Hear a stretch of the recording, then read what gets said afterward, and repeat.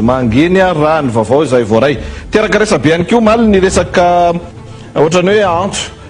appel téléphonique nisy tsy appel téléphonique moa zany fa be loatra koa le appel téléphonique tafamporitsaka na be resaka teto de tsy appel téléphonique fa enregistrement amina téléphone izay ohatrany hoe ny candidat Jean-Jacques Ratsetson zany misy olona maromaro miresaka aminy de hoe resaka vola karamaina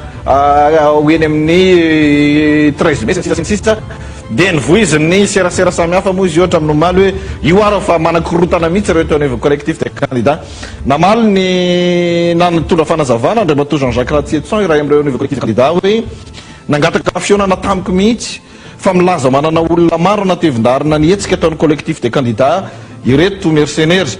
no enona mba hafantarana fomba fanaony ireo milaza azy manana olona maro ny resaka ny fanaovana fa nitapatapahana natsika voaka ve izay resaky ny fanekevitry ny candidat Jean-Jacques Ratsetson izay maro ny resaka ny fanaovana fa mitapatapahana rehefa navoaka montage tanteraka no nataony reto mercenaire ireto nijanona treo ny resaka fa tsy nasika tohiny na de niantso azy izy ireo nangataka fionana manaraka zay zany fanazavany andriamatoa Jean-Jacques Ratsetson mazava fa tsy nanaiky ampiasa vola entina hitariana olona ny collectif des candidats porofo nilamina tsara nomaly tsy nisy na inona teny analakely ary ny couvre-feu aza no foanana zay zany ny fanazavana mahitsy netiny ity candidat ity zany moa de tsy mahagaga ny vanim-potoana tahaka an'izao satria ny mercenaire politique dia mietsiketsiketsy miketsiketsika aloha za moa tonga de nanao fanambarana manokana mihitsy amin'ny anaran'ny tenako omaly rehefa naheno an'iny hoe raha sanatriny zany ka misy tokoa izay resaka hoe fanakaramana olona sinisisa izany dia tsy manaiky an'zany mihitsy ny tena satria izay le pratique politique efa natao teto nandritra ny fotoana naharitra filalaovana ny olo-pirenena sinisisa kanefa tsy nitondra soan'ny firenena zay amin'ny akapobeny mazava ho azy iverenantsika eo mandritra nyity tontolo andro ty ny hoe tahaka ny moa ny famakafakana samihafa manodidina zany rehetra zany fa hoe tsika miandro vaovao avy nialina kianja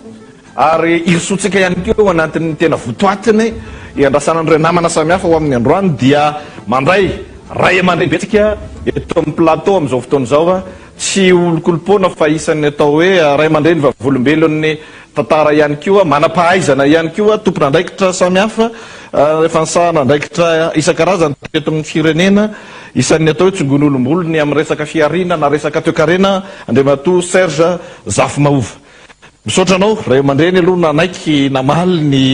fanasanay mba iresaka ny raharaha tena pirenena amin'izao fotoana izao miarabanao tompoko misaotra anao Edikaza misaotra ny bebe misaotra ny teknisianina rehetra ambadika eny ary za moa de anontany foana hoe inona ny vaovao inona no ataontsika hoe tempoka lehibe mila tena fantarina sy resahana ary tsy ho adin'ny olo-pirenena manoloana ny zava-misy eto amin'ny firenena fa indrindraindrindra eo anivon'ny fitantanana ny firenena amin'izao fotoana zao izay amaritra ny raha-pitso sy rafaka pitso nyty firenena iaraha mananyty ny fiverako azy angamba loteny alakiro zany lohateny alakiro ny resaka hoe ahoana ny famaritana n'le fifianana ny resaka état civil sy ny karapanondro zany ao anatin'izany de ny resaka tontolo fifianana zany de lafiny faharoa ny resaka volam-panjakana satria tsika zany zao hoe fahiditra amin'ny teti-bolam-panjakana initial na hoe loi de finance initiale 2024 ka mila resana satria ny teti-bola amin'izao fotoana zao manko to mivoaka amin'ny volany fa tsy mazava tsara hoe ahoana satria tsy mivoaka atao anatin'ny LFR satria tsy nisy LFR rehetrarehetra zay ngamba mila jerevana ozy aoko raha ary inona no heverinao hoe tena tokony fanazavana ary atao hoe ny olona mantsy andriamatoa Serge Zafy-Mahova tsy de tena manana an'le hoe kolotsaina ara-toekarena de tena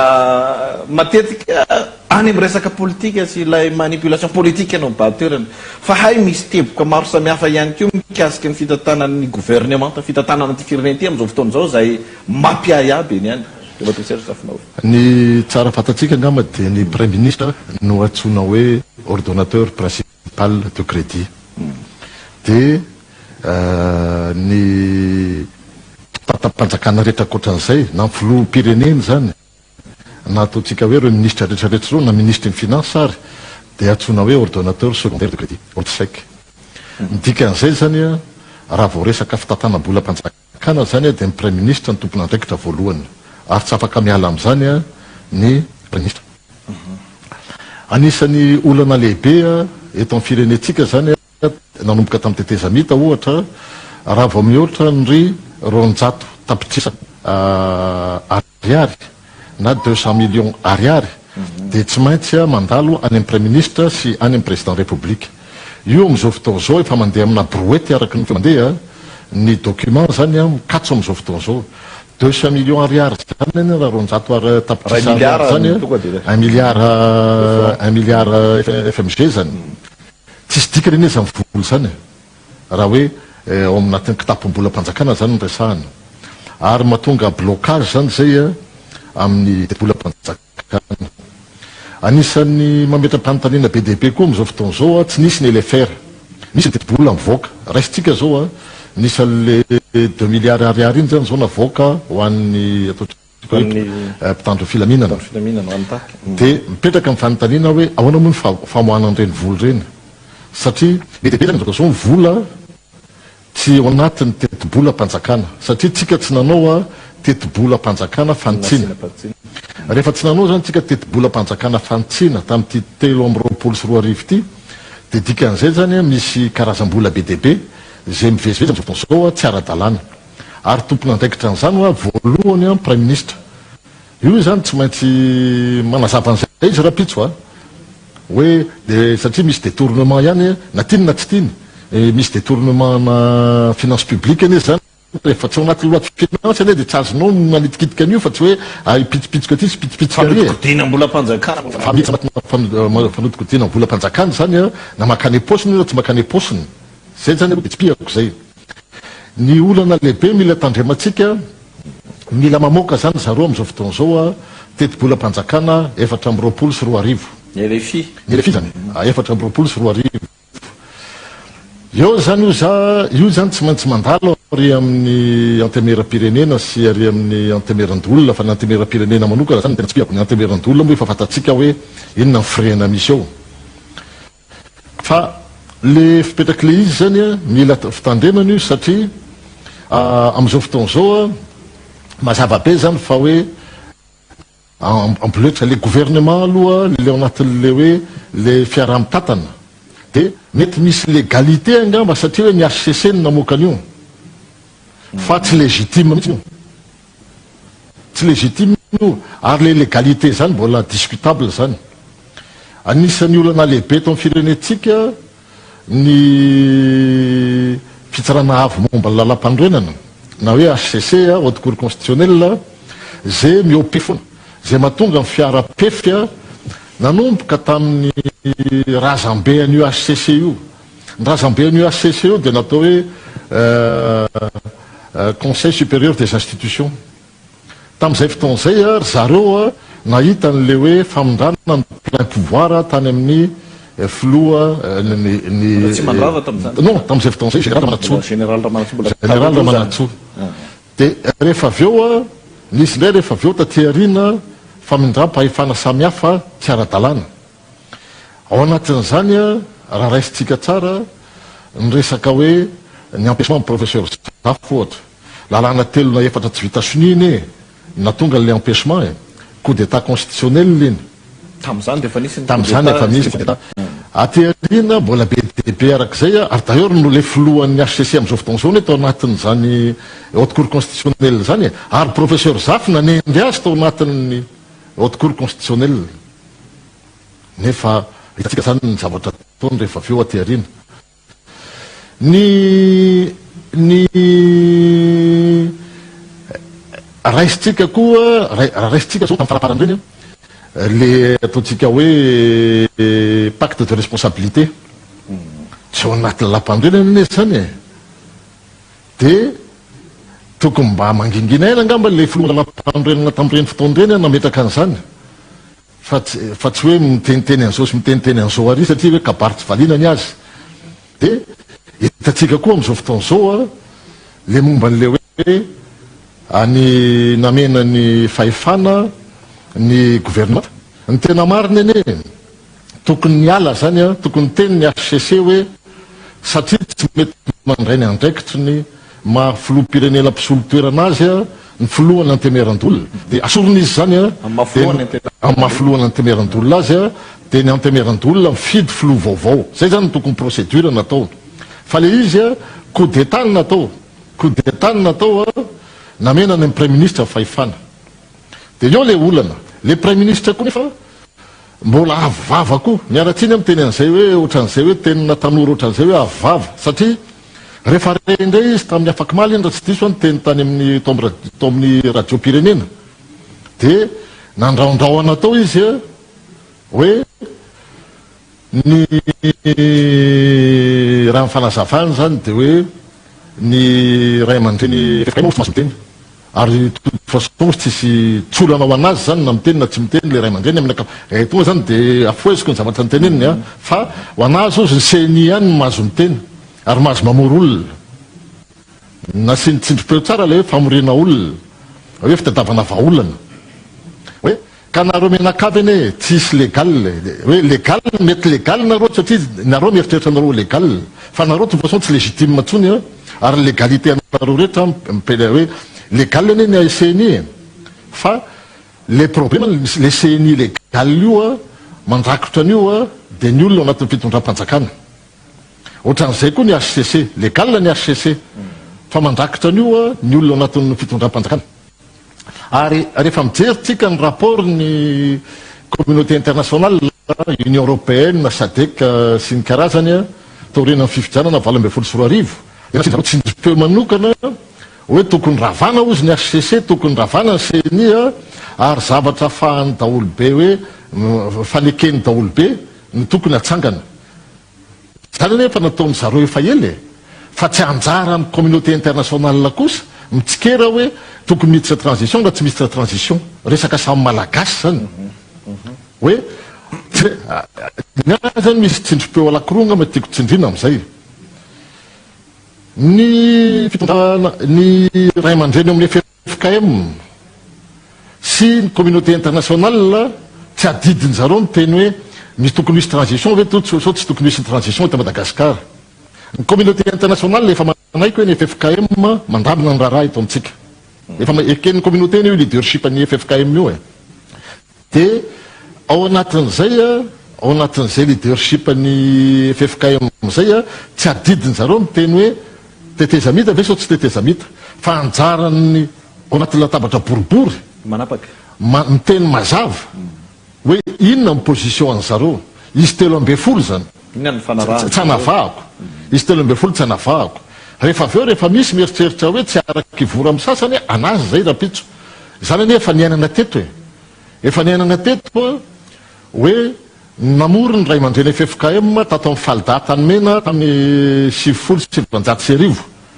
tsy nandefa solotena mihitsy ny sasany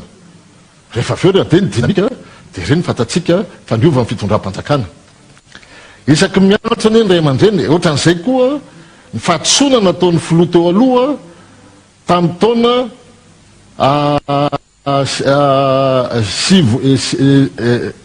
tamin'ny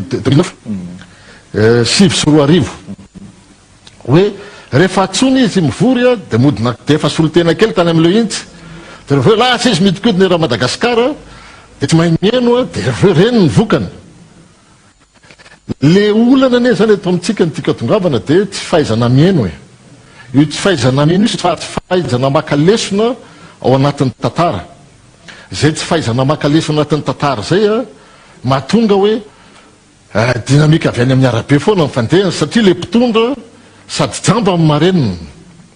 tadidiko tsara mihitsy tamin'ny raiky amin'ny 7 ny filoha jijeratsiraka tonga avy any ivelany dia ozy hoe amin'io efa fen'olona ao analakely a inona ozy zay olona 500 satria zay ny tatitra tonga any aminy hoe 500 misy any olona amin'io efa vahoakany eo dia tiako resahana zany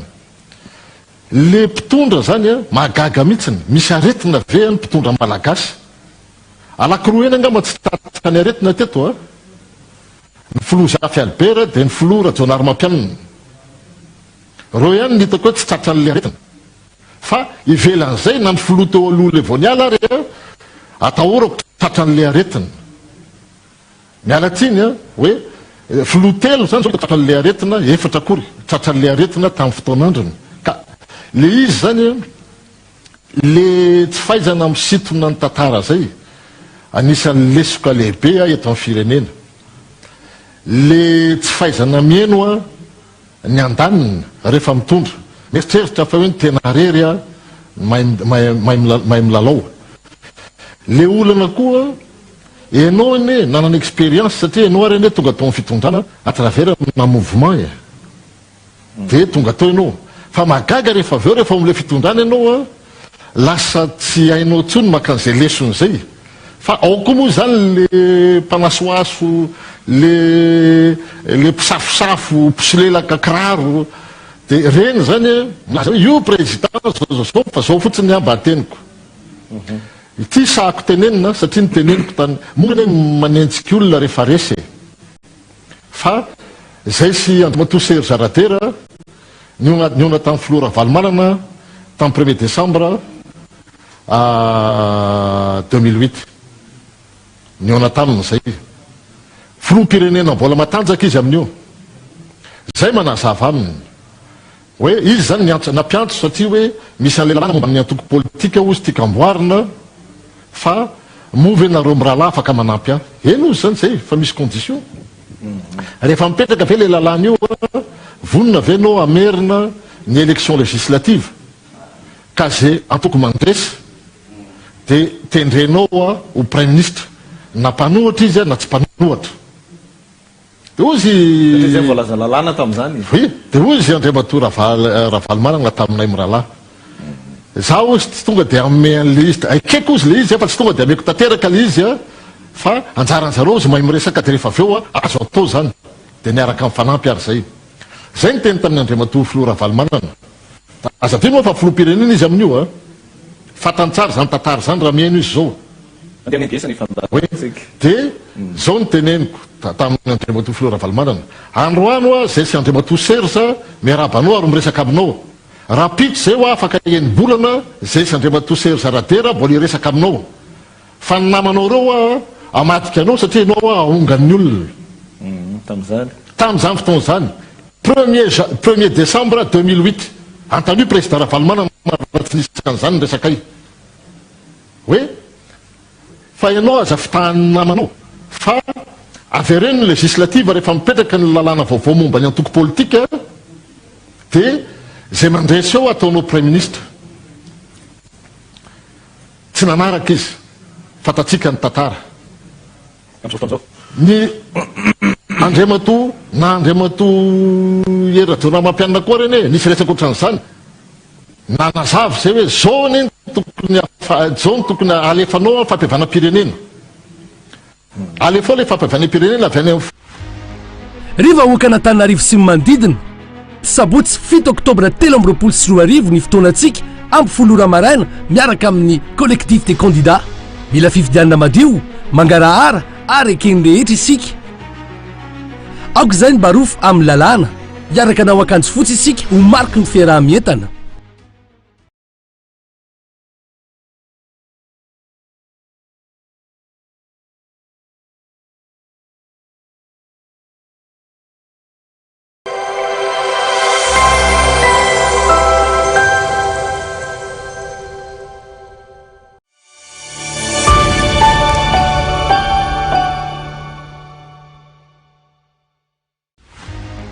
riva okana Antananarivo sy manodidina sabotsy 7 oktobra 2024 ny fotoanantsika ampy folora maraina miaraka amin'ny collectif des candidats mila fifidianana madio mangarahara ary ekeny rehetra isika aoka izay ny barofo amin'ny lalàna miaraka anao akanjo fotsy isika ho mariky ny fiarah-mientana mampianina fa nanazava mihitsy ny andriamatoa Honoré Rakotomanana anontany io koa izy mbola velona izy any raha folona maty manko de tsy tononiko tany ny anarany hoe président ty mihitsy ny tena mety ty fa mipisolelaka tao anaty lapa tamin'izany fotoana zany laza hoe tsy fandehibeny io président fa ny Serge menakavy sy karazany io fampiavanam-pirenena foana ny jadradrainy zalafa tsy mitombony io am'izao fotoana zao tsisy fifampatokisana eto amin'ny firenena am'izao zay de am'izao fotoana zao mbola zay foana zany zao tonga indray tia ny filoha ankehitriny ny filoha teo aloha efa nametram-pialana izy filoha teo aloha satria efa nametram-pialana izy mialatsiny hoe manodidina azy tafaresaka tamiko miresaka zay hoe le fampivanam-pirenena io alefao fa io tokony alefa dia ao anatin'io tsika manova ny lalam-pandrenana zay zany nazavaina tamin'ny zalahy ao anatin'io tsika manamafy ny fampivanam-pirenena satria tsika miresaka zao 324 mbola misy tany fady be debe eto Madagasikara no ny antony ara-tantara ary zany ny tsanekenay hoe reo milaza azy fa hoe mpanjaka eto Madagasikara hoe ho ampitivina amin'ny ray aman-dreny mpiangonana fa ianao raha vo mitondratondra an'izany androany mbola deba hafa iny ianao raha vo mitondra an'izay androany eto Madagasikara dia ampisarabazana ny samy malagasy na saminy eto imerina ary ampisarabazana satria tsy hoe voatery zanak'andriana daholo ny olona eto ka le izy aza fangaro hoe ianao hoe manana razana avy any amin'ny mahandrinanao sy ny ray aman-dreny ara-drazana ny ray aman-dreny ara-drazana eny mialatsiny asiko tsindrim-peo tsara tsy voatery hoe ianao zay manosy tena ho mpanjaka Madagasikara mpanjaka veza moa ianao izy anao tonga anao mpanjaka Madagasikara aty efitra be mihitsy zany amin'izao fotoana izao ka zany manao manasavoritaka amin'ny firenena zany satria zao za milaza aminareo matony hoe mbola misy tany fady eto Madagasikara hoa no ny antony ara-tantara tamin'ny antsoina hoe pacification nataon'ny mpanjaka tamin'izany fotoana zany io mahatonga hatramin'izany zany mbola mila resana ao anatin'le zany le ilaina le fampivanam-pirenena andaminana an'izay rehetrarehetra zay fa tsy tonga dia hoe ianao ary mijorojoro ampitovy ny tenanao amin'ny ray aman-dreny mpiangonana mialatsiny fa ny ray aman-dreny mpiangonana FFKM efatra amin'ny rahalahy ho an'ny vahoaka malagasy reo rehefa very fanambola velona amin'ny vahoaka eto dia reo foana ny todiana na mpino silamy ary na amin'ny ray aman-dreny silamy alamaina mihitsy amin'izao fotoana izao ny FFKM azo dikan'izay ve le communiqué navoaka ny FFKM farany iny raha ny fahitanao azy satria zay mantsy le mahatonga le io zany mbola manohy hetsika ny collectif des candidats amin'izao fotoana izao ny au niveau ny fitondram-panjakana ihany koa nefa tena mbola mitazona ny heviny ihany koa androany zany efa 13 meny resaka eto le lalana ivoana amin'izay mbola mety fampiresahana ihany ve ny gouvernement koa miresaka hoe mandeha foana amin'ny fifidianana ny seny mandeha foana amin'ny fifidianana ankilan'izany rehetrarehetra zany nefa misy karapanondro ao manahirana misy lisy mpifidianana ao manahirana misy isan'ny bureau de vote ao manahirana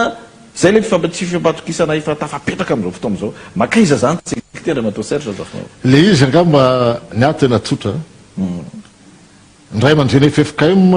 ozy ny ray aman-dreny FFKM zay rehefa miresaka izy dia misy fomba fiteniny zay hoe miasa tanana ihany no maloto tanana mpiasa tany ihany ozy maloto tanana ny tiako resahana zany hoe normal leny everiko fa ny ray aman-dreny FFKM efatra amin'ny rahalahy tsy taitra amin'izany hoe torabato ataon'ny vitsanisa olombitsany ary tsy maintsy misy foana mpitorabato tsy misy ane zany hoe unanimité à 100% zany fa rehefa fantatro kosa fa mivalopolo isanjato 70 isanjato miaradia aminao dia fantatrao zany fa manana didy ianao tsy maintsy mitsangana noho zany hoe ny afatra zany zavatra teneniko dia tsotra aza oseosena aza tsiniavina ray aman-dreny fa misy olona be dia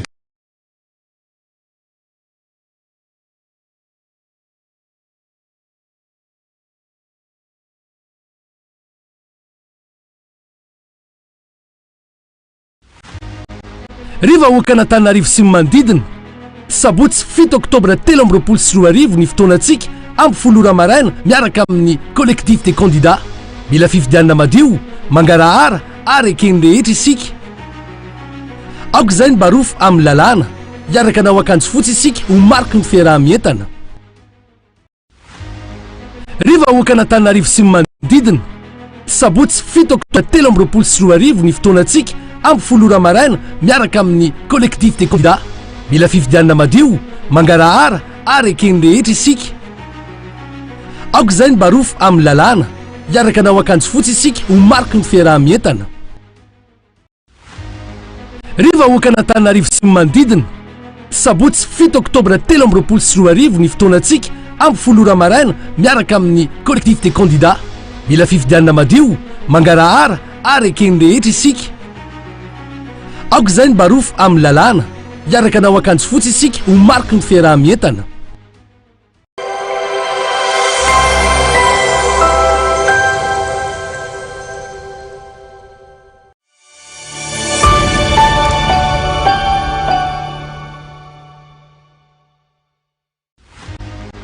riva hoakan'Antananarivo sy ny manodidina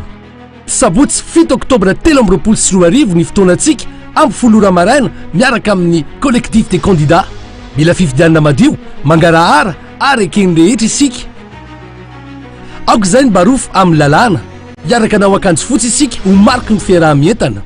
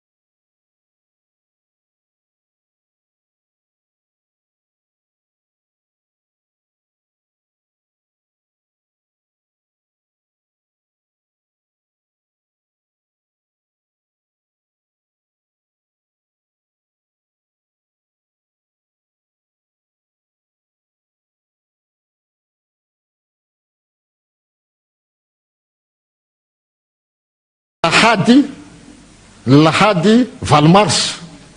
5 amin'ny 20 dia nivoaka amin'izay izy a naterina tao amin'ny episcopat naterin'ny ambassade de France tao amin'ny episcopat dia tao izy niraisiny miaramila sy zay zany marimaritra iraisiny hoe ao amin'ny episcopat izy niraisiny ataoko zay tantara zay manko satria misy ray aman-dreny mpiangonana lotona taterina resaka polo hoe oay oy sy ny karazany fa tsara ihany ny tantara tsy fanadino ka le izy a ny zavatra misy zany ao anatin'le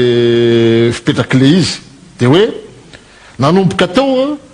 noentin'ny zareo ny tolona tao analakely azadino a nanomboka teo tao analakely le tolona dia le tolona io zany ao amin'ny 13 mai io misy an'izay symbole zay a ho an'le filoha teo aloha zay nanao démission fa ho an'ny vahoaka koa amin'ny akapobeany hoe rehefa misy tolom-bahoaka eto a etsy-bahoaka eto a dia eo amin'ny 13 mai nanomboka tamin'ny 2,790 nisy n'izay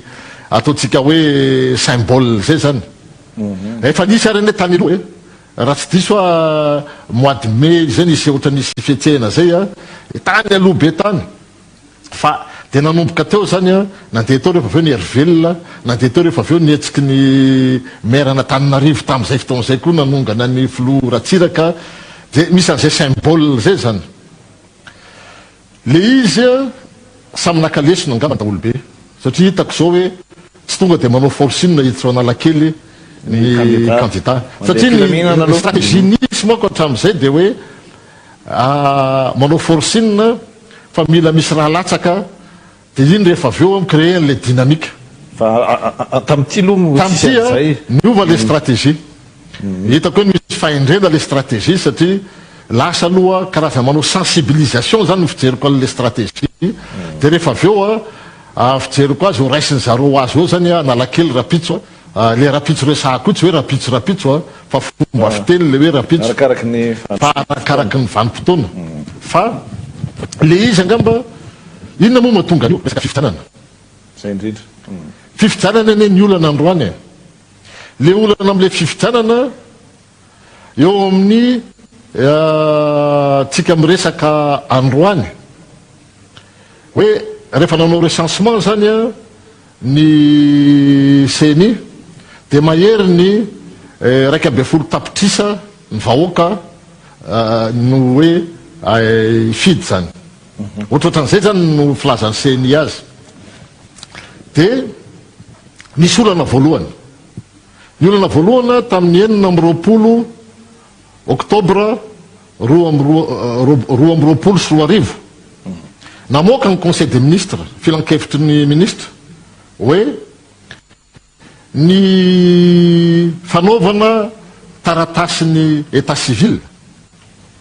sy ny karapanondrom-pirenena dia tsy amena tsony manokana ho an'ny imprimerie nationale fa ny imprimerie tsy miakina koa mahazo manao.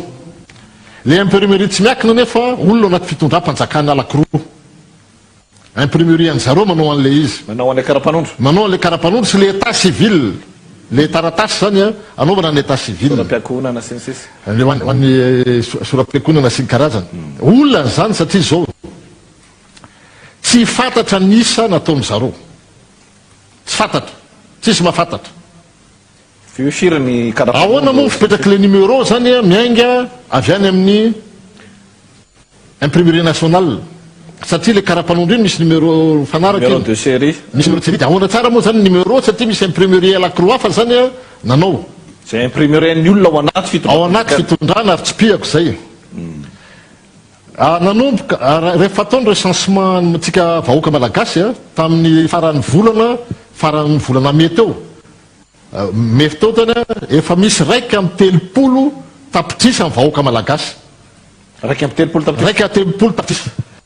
Ao anatin'ny 1.30 tapitrisa io jere fa misy atao hoe projet prodigie. Tsy za mamorona. Alao amiko lainga ozy nany aminay zay. Alao amiko mivandy ozy tena marina. Le 1.30 tapitrisa io ozy natao prodigie. Ndray ampaefatra n'ireo olon'ireo izy tsy manana état civil dia tsy manana koa karapanondro. Le ray ampaefatra iny tsara fantatsika amin'le 1.30 tapitrisa manome eo amin'ny fito tapitrisa. Tsy manana karapanondro zany. Tsy manana état civil azafady. Fa ny olona tsy manana karapanondro amin'io 10 tapitrisa. Dia amin'io misy resaka mandeha hoe misy olona BTP, misy zany manao évaluation hatrany amin'ny 2 tapitrisa. Tsy manana karapanondro, tsy manana état civil nefa namena karapanondro, efa misoratra any amin'ny RAL. Takin'ny kandidana mangarara momba ny resaka karapanondro io. Eo manko le olana. Rehefa ianao ne rehefa tonga zany le olona le mpanao an'le ataontsika hoe recensement amin'le le liste électorale. Rehefa tonga ne mpanao recensement inona ny angatahany karapanondro. Dia rehefa mampiseho karapanondro le olona dia iny ny adika, dia iny alefa faneko makany amin'ny CNI fa mbola tsisy ny teny mihitsy hoe aiza ny état civil no. Tsisy an'izany anie miala tsiny ahako. Ka le izy zany efa manara-penitra zany le alabato efa mipetraka le alabato amin'izao. efa mipetrapetraka io diso tanteraka zany le hoe mieritreritra hoe mialatsiny a misy candidat manko milaza hoe asina cour électoral spécial le cour électoral spécial le zany constaté alabato efa milaminy erreur zany aloha zava zahako se zafy maova sy ny namana rehetra mbola tsy niresaka mihitsy zay hoe cour électoral spécial fa ny anay hoe HCC ravana aravereny resaka hoe fanisana le vahoaka mihitsiny atrano mihitsy efa satria mila mihitsiny a mametraka tsika carte d'identité biométrique satria zao le problème tsy fatatsika tsony nisany état civil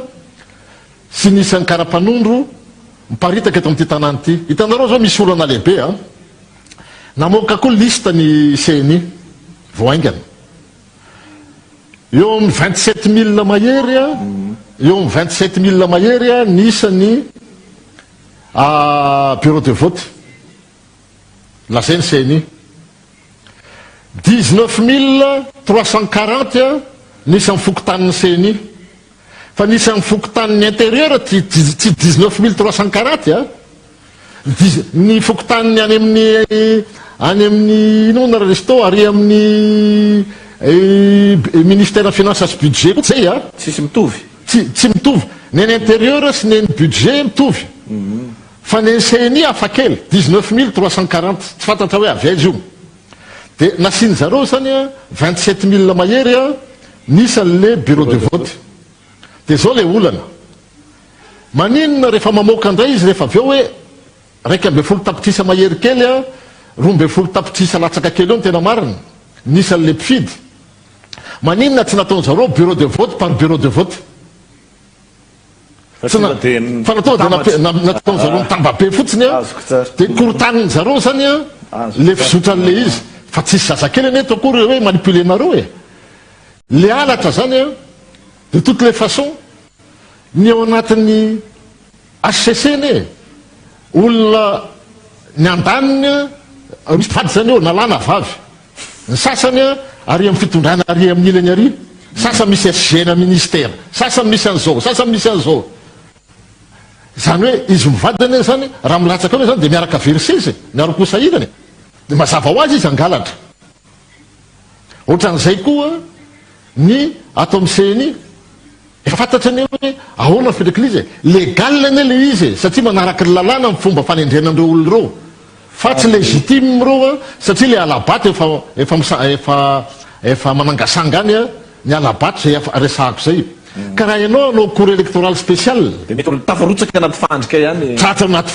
fandrika ianao satria neny zareo nefa mipetrapetraka zay ne mamay any zareo anao le fifidianany dia zay mahatonga le premier ministre zay illégitime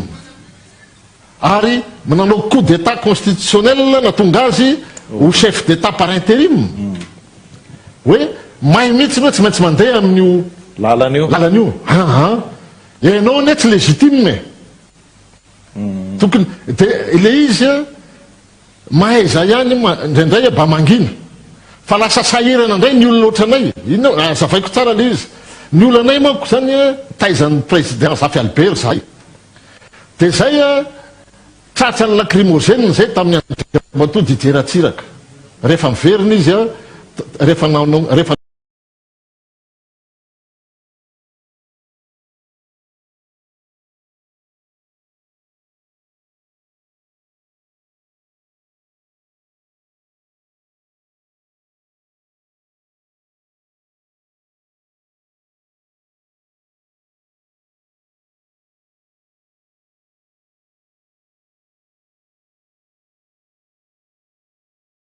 amin'ny président Zafy Albert nikaroka ny général Fidy ohatra misy vaovao avy any ambadika any misy vaovao afaka tonga dia miakatra plateau nareo mitondra ny zavatra mitranga sur terrain fa nirina zafy manatany miala tsiny ray aman-dreny fa dia tonga dia afaka miakatra aty raha vao misy vaovao fa zay mianaka eto manao ny analyse samihafa ao anatin'izay rehetrarehetra zay ny zavatra mitranga dia matoa saitra maova amin'izao fotoana izao dia ny ataontsika hoe firosoana amina situation tendue zany inona ny vahaolana tena ndao resantsika zany ny rapitso rafakapitso resantsika mahitsitsy hoe ahoana ny anaovana azy, ahoana ny inona ny lalakombana ho an'ity fireneny ity a. Ny candidat tsy milaza hoe tsy olona dala daholo zay ireo mahatonga tahaka an'io fa ankilany a efa nisy ampahany any nazavainao teo hoe misy azakazaka tonga hoe angalatra hitazomana an'le fahefana io. De za zany tehiteny hoe samy malagasy daholo nefitsika rehetrarehetra ilay situation la zava-mitranga am'izao fotoana zao zany tsy maintsy vany io a nahoana ianao ve isan'ireo olona mieritreritra zao hoe ovaova milamina io raha tsy zay a de tahaka ny ahoana ny mila anaovana io satria mila filaminana tsy tokony isy raha mandrika sy ny sisa no tokony afahantsika mahita vahaolana iresantsika ny atao hoe andaminana zany rapitso rafakapitso le firenena ny ara-toekarena sy ny ara-sosialy indrindrindrindra aoriana ny ara-politika. Ny agnamba aloha ny teniko voalohany aloha de manao antsika hoe hoe misy fitonina tsara hoy za hoe tsy de mety loatra le hoe tondrotondrona molotra ny gendarmerie. Miala tsiny resaka kely an'izay satria manahirana be io satria azadiny fa misy problème le autorité de l'État zany. Zay mihitsy ny olana na ny fitsarana na ny manana olana mihitsy tsika le gendarmerie le miasa ery ambony terrain aza mena tsiny le gendarme miasa ny amin'ny terrain tokony tsy amentsika tsiny olo reny satria ny azy a baiko midy ny fampifezana zany hoe rehefa midina amin'ny baiko de ho ana hoe iza le mame baiko ny commandant gendarmerie iny raha misy zany olona tokony omentsika tsiny tsy le gendarme manatanteraka baiko a ary amin'ny terrain reo a mahazo baiko lasa le chaîne de commandement pite atsika tsika saminy ataotsika hoe olona tompona andraikitra pite atsika le chaîne de commandement raha sanatrian'izany a le mpitandro filaminana ary amin'le terrain ny tonga de amentsika tsiny fa tokony amentsika tsiny a le olona mame baiko matony izy a manao reny fihetsika reny de misy mame baiko politique baiko politique ohatra zao ny arrestation ny zanjila SG intime marine mazava be ny hoe le tomobile izy mipetraka tsara amin'ny sezeria izy koa zany gaga ihany tartolo rehefa mipetraka tsara amin'ny seze ohatra mijery cinéma rehefa mba mitartolona anao zay koa mba nitartolona tamin'ny zay mbola nolokoloty foy de efa nanomboka nitartolona hoe ny enao fa mitarika kosa aloha de tsy mipetrapetraka ohatran'ireny fa mba maka fa izy mipetraka aloha tonga avy any le tomobile mijanona ery hitany tsara hoe mijanona le tomobile de manomboka miazakazaka le bande izy mbola tsy taitra ohatra mety gaga ngamizy rehefa aveo rehefa lasa nytiako resahana hoe nisy mibaiko reny le mibaiko an'ireny a no mila apetraka tsara amin'ny responsabilité any ho anazy zany azadiny zany fa hoe aza sombatsika le chaîne de commandement fa zany teny hoe fahafantarako azy a ny saiga androany a tsy mabaiko an'ireo gendarme reo fa ny commandant gendarmerie de misy olona amboniny a avy eo amin'ny présidence zay fa gendarme teo aloha mame an'le baiko olana daholo koa zany a fomba fiasa amin'ny akapobeany satria lasa manimba le image le gendarme ty amin'ny terrain fa zany teny hoe za efa niara-ny asa tamin'ireo a mahafantatra hoe professionnel reo fa reo kosa rehefa mahazo baiko de manateraka baiko donc mipame baiko zany ny tokony resahatsika satria any le politique any le politique amin'ny miainga fa tsy le olona ty amin'ny exécution a zay mpanatateraka an'le baiko de any am'izay politique zay ahoana ny tokony lalakombana serzafa maova sady efa maraparana ihany tsika fa be debe le izy aloha sanyako fijeriko azy misy tantara hoa tsy fanadiny tamin'ny raika amin'ny 7 nisy ny atao hoe convention ny panorama 31 octobre io accord politique io ary miaramila no sécuriser ny toerana nanaovana ny fivorina ary nylaza miaramila tamin'izany zany a nisan'ry général Ferdinand nisan'ny général Ramakavelo nisan'ny général Ferdinand Razakaromanana tamin'izany a reny ny mpanolotsaina miaramila tao amin'ny primature nisan'ny général Ramakavelo a ministre ny défense no ny fijoroany général en exercice tamin'izany de zareo ny sécuriser an'le zone de hoe tsisy mivoaka ao nareo raha tsy misy accord politique de inona ny zavatra nitranga tsisy natoro taona ena ray alina re satria no nasy tenenina zareo mitondra brosinify fa tsy mialaty nareo raha tsisy sini rehefa natao an'izay de tsy tonga akory ny alina de efa vita sini tonga de nisy accord ny tiako resahana zany hoe misy fotoana anginana grande muette manko ny filazany tafika de misy fotoana andraisana andraikitra hoe indrindra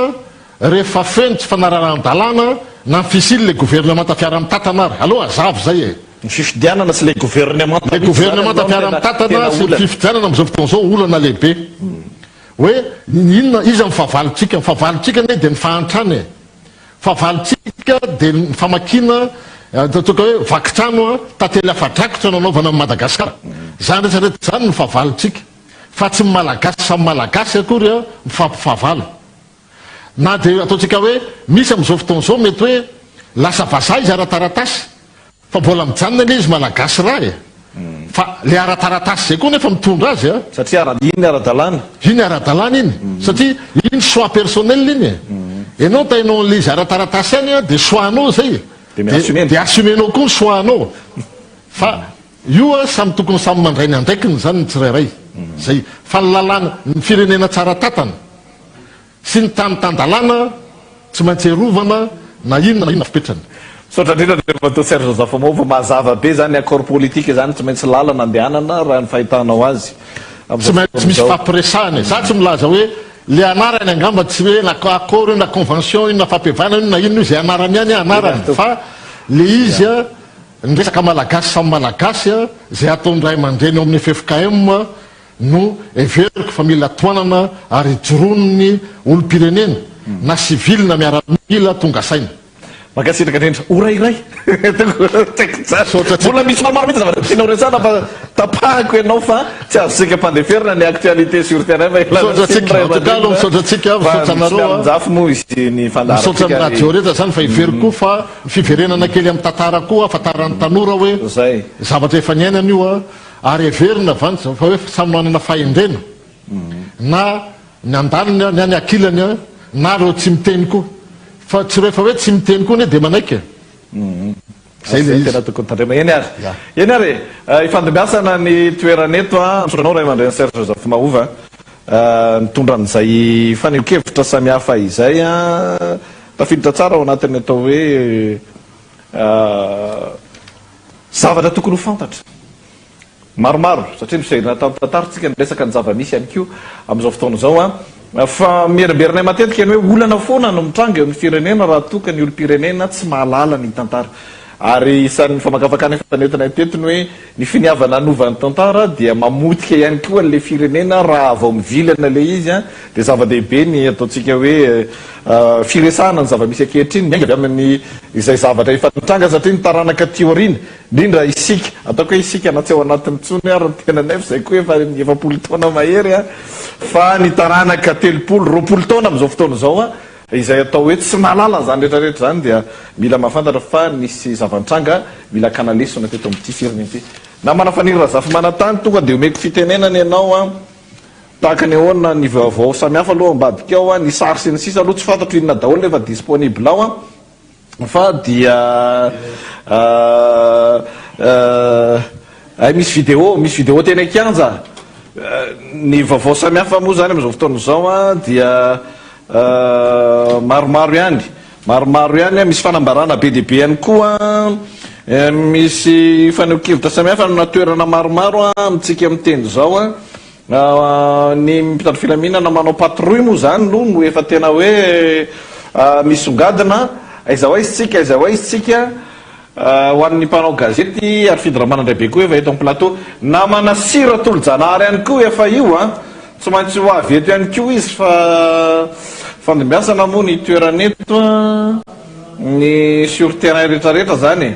mpanao gazety anjaratsika ny fidirana aiza ho aiza ny collectif des candidats am'izao fotoana zao fa niry Razafy Manantany dia toy ny ahoana no endriky ny toyany sy ny zava-mitranga raha ny ampaham-baovao ampahany ihany moa zany mbola voaraitsika na plateau am'izao fotoana zao. Miarabanao Faniry. Miaraba ny Enkaja, miaraba ny Zokibiary Fiaramanandraibe Siratolo Janary zay miaraka amintsika indray amin'ity maraina ny sabotsy fa 7 volana oktobra ity. Ny tenin'ny fanomezan'ireo collectif des candidats moa zany dia hoe eny amin'ny rond-point na Kasomanga no fotoana zay nanomezan'izy ireo ny mpiaradia aminy ny olom-pirenena. Rehefa nisy zany ny omaly zay niainga teny amin'ny Rahasalama ny farana teny Akorondrano. Ny vaovao samihafa moa zany fa mifanitsy amin'ny an collectif des candidats tsara ho alefatsika ihany aloha zany sary ny mpiasa syndika mpiasa satria teto amin'ny plateautsika omaly moa zareo nampanantena an'le hoe akalaza le andro an'ny asa mendrika dia manantanteraka apitan'ny fiangonana Jesosy mamonjy arak'izao hitantsika izao Enkaja sy Arfidy mpiasa malagasy makalaza ny andro maneran-tany ho an'ny asa mendrika. Zay zany no misy na mbola tsy iaina na le asa mendrika eny zay moa zany metaeta fanirina dia izy ireo efa manao ny anazy ihany koa tandrifon'ny Jesosy mamonjy maromaro tena maro zareo dia manao filaharana amin'ny trottoir zany mifandimdimby ny sary namana teknisiana zao tahaka izao zany hitantsika tsy mbola nahazo saribetsaka moa zany tsika fa zay mba nisy kely dia arotsatsika avy hatrany fa tsy lavitra amin'ny toeran'io ihany koa le rond-point Kasomanga dia mety manana sary ihany moa zany tsika efa tonga eny toerana misy vao maraina be tamin'ny 7 latsaka zany ireo olom-pirenena zay mamaly ny antson'ny candidat zay fa memaro tena memaro ary tena akanjo fotsy ambony ambany mihitsy ny sasany manomboka hatrany amin'ny kaskety ny polo ny pataloha ny kiraro fotsy dia misy folara fotsy nahitan'izay teo maro be tonga dia miavaka reo le fotsifotsy akoatran'izay misy ihany koa tsy manao akanjo fotsy fa tena hoe mpitolona dia manao akanjo zay ahafahany zany miatrika an'ilay etsika zany ny mpitandro filaminana moa iny atoerana fa miezaka ihany manakisaka ny olona tsy mihetsika tahaka n'ilay fandaminana omaly teny amin'ny Rahasalama zany ny ambina an'ireo olom-pirenena tonga tena toerana le mpitandro filaminana zany fa tsy mahasakana an'le vahoaka zany. Ny tety Beorivika zay tandrify ny building Ramarsony ety ihany koa zay hitateraka moa zany lalana dia feno olona maro be eo anisan'izany misy mpivarotra eo zay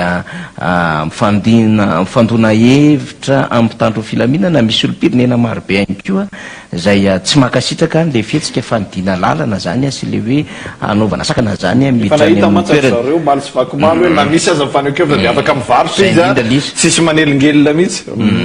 dia zay ny zava-misy misy solombavambaoka efa tonga eny atoerana am'izao fotoana itenenantsika izao moa zany zay eny Kasomanga eny fa mbola miandriandry ny namana collectif des candidats mbola tsy ananantsika vaovao satria zareo moa zany rehefa ohatran'io dia mbola maka toerana mivondrona rehefa avy maka toerana mivondrona dia mivoaka tsikelikely amin'izay zareo zany mamonjy an'ilay olom-pirenena zay nanaovana fiantsona zany tsara manamarika Enkaja amin'ity androany ity tsy ny eto Madagasikara ihany fa miakotsika hoe ny any amin'ny faritra ve nisy namaly ny antso satria ny candidat parrain Auguste omaly dia niresaka tamin'izay fa ny any a Frantsa ihany koa amin'ny 3 ariva ory eto Madagasikara anatanteraka izany amin'ny place de la Bastille dia any Amerika avaratra ihany koa zany hanatanteraka ho an'ity androany ity ihany koa zany dia dikan'izay zany hetsika telo lehibe zany no hitan'ny rehetra zany hitan'izao tontolo zao any Amerika avaratra ny any Frantsa ary ny eto Madagasikara. Anamafisako kely amin'le zava-misy Enkaja dia ny toerana aloha zany dia fantatsika fa eny Kasomanga na dia teo aratra amin'ny alina ny amin'ny hoe Coliseum sisy sarotra be zany ho an'ny resaka fandaminana organisation satria na ny installation sonore satria tamin'ny 7 sasan'ny alina zany dia nanao fanambarana ny préfecture police fa couvre-feu manomboka amin'ny 10 ka hatramin'ny 4 maraina ny Antananarivo renivohitra sy manodidina fa ny antso mpanao gazety indray tokony tamin'ny sivy mahery teo de hoe foana indray le couvre-feu fa omena collégium mandray zany a le solombavambaoka fa tsy candidat le solombavambaoka zay tokony anatanteraka talitra satria ahoana moa ny eritreretina hoe solombavambaoka n'Antananarivo renivohitra zareo tetony nangataka de misy toerakafa zany fa eo amin'ny lafin'ny organisation zay hita ihany izy hoe misy paikady politika dia tsy ho possible mihitsiny zany na ny installation na sonorisation aza na ny fihetsoana n'ireo mpanaradia sy ny sisa raha mila fotoana handaminana izany fatatsika raha teo ihany ko fa ny zavatra tahaka izao de tsy hoe kilalao-njaza akory na hoe etika taitairina fotsiny hoe nde iantso olona de zay indrindra dia raha ny vaovao voaraiko hitako anaty message tsy ho elatsony zany dia higadony eny atoerana ny collectif de candidat sy ny olom-boafidy zany ny vahoaka moa eny atoerana efa maro be ary efa manao ny fandaminana samy hafa misy mivimbina sainam-pirenena misy mivimbina taratasy kely pancarte dia tahaka ny mahazatra ry izy mirahalahy ary fidy sy enikajy dia alefatsika mivatany eto any rehefa misy mivavao eny atoerana eny ary tsika moa zany mandray ny atao hoe sary sy ny feo ny interview ny faneho-kevitra rehetrarehetra avy any an-toerana ny tonian-dahatsoratra tompony andraikitra ny fampalalana vaovao hoe fa ao ambadika ao apiditra ihany n'izay ambiance amin'ny ankapobeny zay fa eto amin'ny plateau eto ihany koa ny mpanao gazety mpanao famakafakana Arfidy Ramanandray be Siratolo Janary ihany koa afaka mandrosaka amin'ny Kolo TV FM rehefa avy eo miakatra eto Arfidy inona ny vaovao inona ny maresaka ahoana sy ahoana ny fandehan'izy ty miarabanao miaraba zoky manatsoa miarabany sisy faniry no miaraka amitsika eto toy ny mahazatra isan'andro maromaro ny vaovao namana enikajy azo ambara hoe mizakazaka ny toetra raha ohatra ka hoe tamin'ny alatsinainy no ny atombohan'ny tolona namana enikajy sabotsy androany indray andro no tsy nisy ny fihetsiketsehana fa raha ohatra ka hoe ilay voatrany toedra raha ao anatin'la firenena de tena tsapa hoe azo sapahitanana hoe hita mivaingana raha ohatra namana enikajy hoe iray volana lasa zay de tsy mieritreretina akory zany hoe isy olona sa hijoro zany eto amin'ny firenena anohatra ny jadona nisy tao anatin'ny 5 taona teto amin'ity Madagasikara ity raha ohatra enikajy ka hoe tao anatin'ny 20 taona foy tapabolana dia tsy nieritreretina akory zany hoe isy vahoaka anahy amin'ny fanoherana n'ity fitondram-panjakana mijoro ny joro tao anatin'ny 5 taona ity izany raha ohatra ka rehefa tao anatin'ny 20 taona ny ainotsika menakavy ny ainotsika ny fieboebo ny firehareana nataony olona mpanohana nyity fitondram-panjakana mijoro ny joro tao anatin'ity 5 taona ity zay de nieritreretina fa tsisy olona akoatsy ny volomboasary eto Madagasikara eto raha ny tamin'ny ray volona sarisary tsotsotra zany faniry tonga de miteny ena rehefa misy vaovao tsy asitsika any eto amin'ny plateau fa tao anatin'ny herinandro namana enikajy rakoto manatso hita aloha voalohany hoe miala tao anatin'ny vahoaka malagasy ny tahotra fatarina petsaka de hoe satria hoe nisy ny olona azo natokisana nitsangana sy ny joro no nahatonga reto le vahoaka malagasy reto nasa ny vondrona paorina reto kandida raiky ambin'ny folo reto sa ny fahatsapana fa efa tena tsirariny tsony ny fajakazakana sy ny falitsakitsahana ny lalàna misy nataony reto nataon'ny filoha voaloha Angelina Rajoelina fa ny zavatra hita zany aloha ny farany ty herinandro ty sady mamarina kely any tsika zany ny hoe inona no zavatra nitsanga atao anatin'ny herinandro ty de izao resy mitahotra misy mpivarotra zao interview rehefa tsika rehefa tena nyresaka an'izay mihitsy resy mitahotra teto amin'ireny vohatra Antananarivo lasa ny orooro nampiainana ny vahoaka sy ny kandida raiky ambin'ny folo solosolo-bavam-bahoaka teto andrenivohitra Tananarivo. Nitsangana sy nijoro ny olona nanaovana raha matahory, nanaovana teny fanesono, teny fadatsana tahaka ny hoe resilava ary vitselisa sy ny sisa, fa dia samy joro ary miatsika ny hoaviny amintsika miteny zao. Niova zany ny daolina tamin'ny terinandro ity na amin'ny enikazana Kotomanantsoa raha ny teto Madagasikara no jerena. Niova ny daolina raha mbola nieritseritra ny mpitondra teo aloha ny filohan'ireo Rajoelina sy ny ekipany tao anatin'izay vanim-potoana nitantanan'izay fa andeha ho azy taka ny taratasy any amin'ny poste ny fifidianana mety ho atao eto amin'ity firenena ity amin'izay rehetra efa nikarakaran'ny zareo azy nanamboarany azy sy ny kolokoloany azy arakaraka izay tiany nanaovana azy, tiany nanaovana azy dia mikoesany toejara amin'izao fotoana satria nahita mpanohatra ry zareo ny zavatra mietseretiny hovitaina. Mbola hita eo amin'ireo fihetsiketsika ataon'ny mpanohana na amin'ny enikazana Kotomanantsoa lay zesta teknika tahaka ny fanehoana hoe io sy ny manabara fa nizotso araky ny tokony ho izy ny lalina makany amin'ny fifidianana, tahaka ny fanehoana ny fahita lavitra momba ny fitondram-panjakana amin'izao fotoana na amin'ny enikajy dia miezaka maneho an'izay hoe ny aria fianarantsoa dia tahaka izao ny fikarakarana sy ny fanomanana, ny aria mahajanga dia tahaka izao ny fikarakarana ny fanomanana, comme si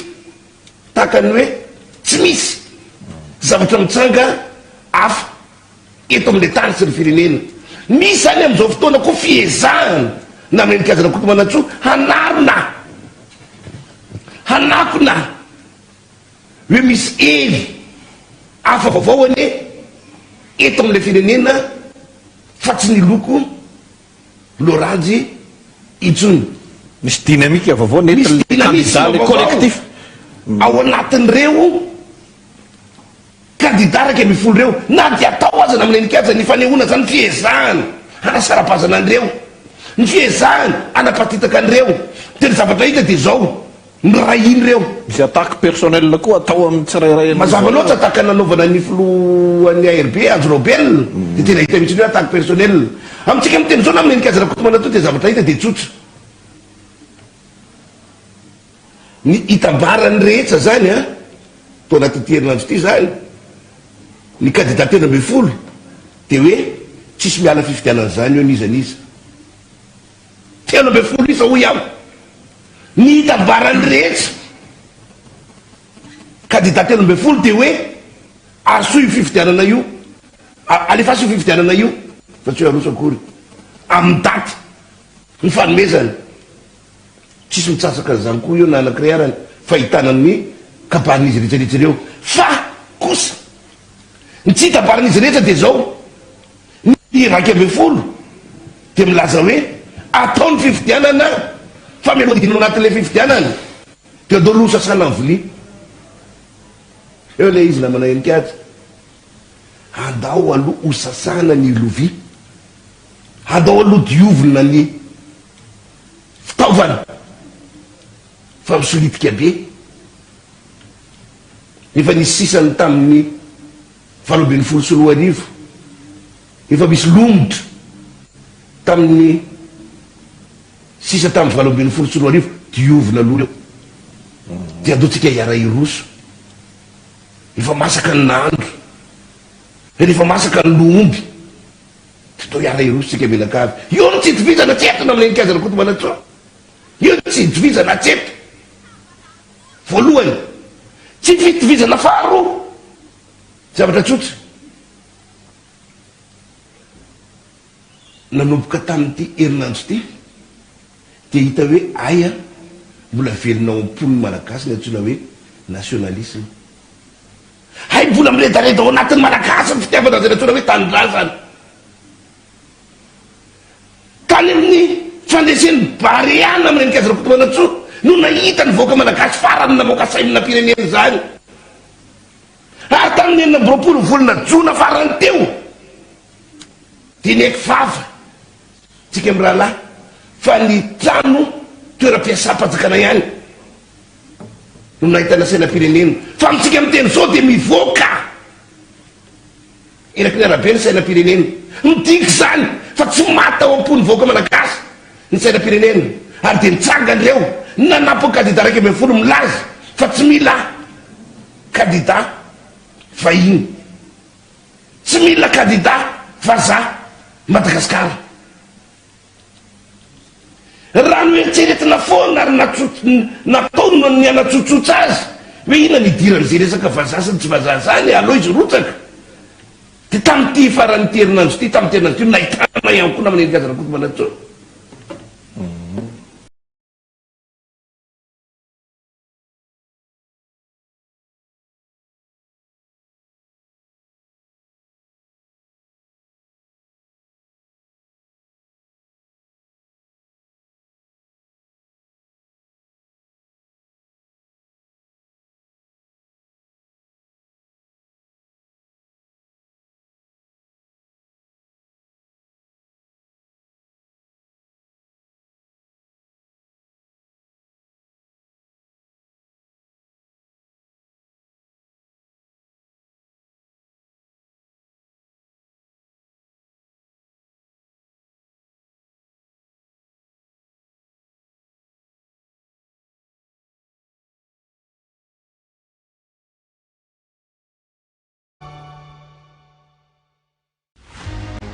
Riva Hokan'Antananarivo sy manodidina sabotsy 7 oktobra 2024 ny fotoanantsika ampy folora maraina miaraka amin'ny collectif des candidats mila fifidianana madio mangarahara ary ekeny rehetra isika aoka izay ny barofo amin'ny lalàna hiaraka anao akanjo fotsy isika ho mariky ny fiarah-mientana.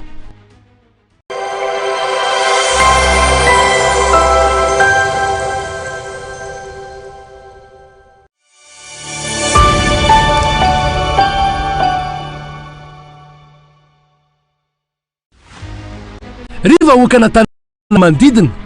sabotsy 7 oktobra 2024 ny fotoanantsika ampy folora maraina miaraka amin'ny collectif des candidats mila fifidianana madio mangarahara ary ekeny rehetra isika aoka izay ny barofo amin'ny lalàna hiaraka anao akanjo fotsy isika ho mariky ny fiarah-mientana.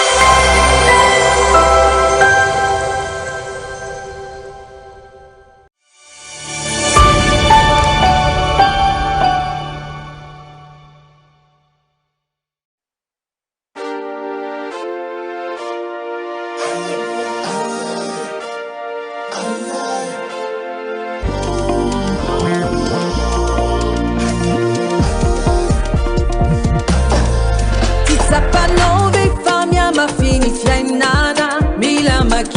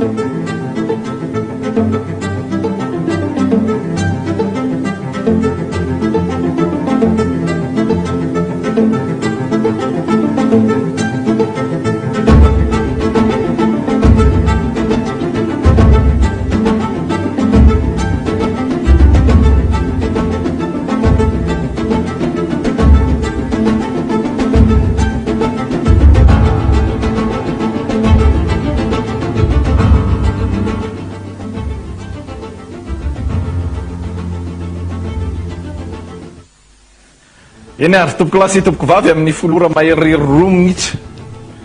2 minitra mahery 3 minitra zao miarabantsika rehetra fandarana angaredina fandarana manokana iarahana amin'ny mpanao gazety anasantsika vahiny any keo ity sabotsy ity mpanajana mpanetreteny no anasananao anasanantsika menagavy iaraka aminay hatramin'ny farany indray fotoana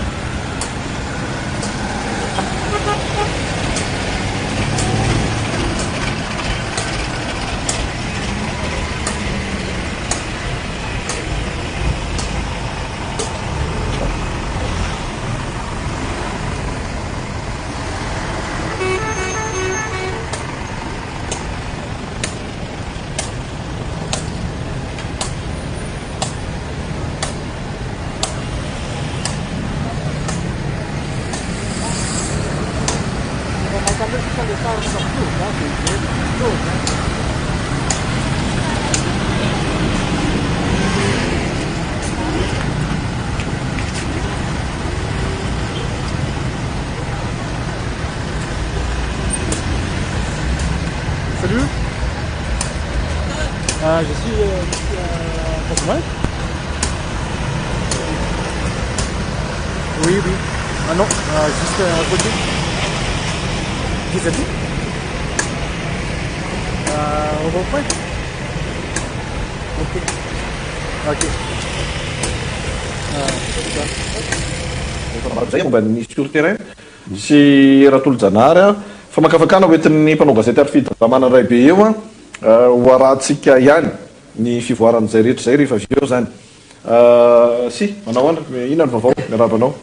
ya miaraba ny Enikadja Rakoto Manantsoa miaraba ny Arfidy Ramanandray be miaraba ny Fanira Zavatany izay tafaraka tao anatin'ny angareto-kevitra miaraba ihany koa ndreo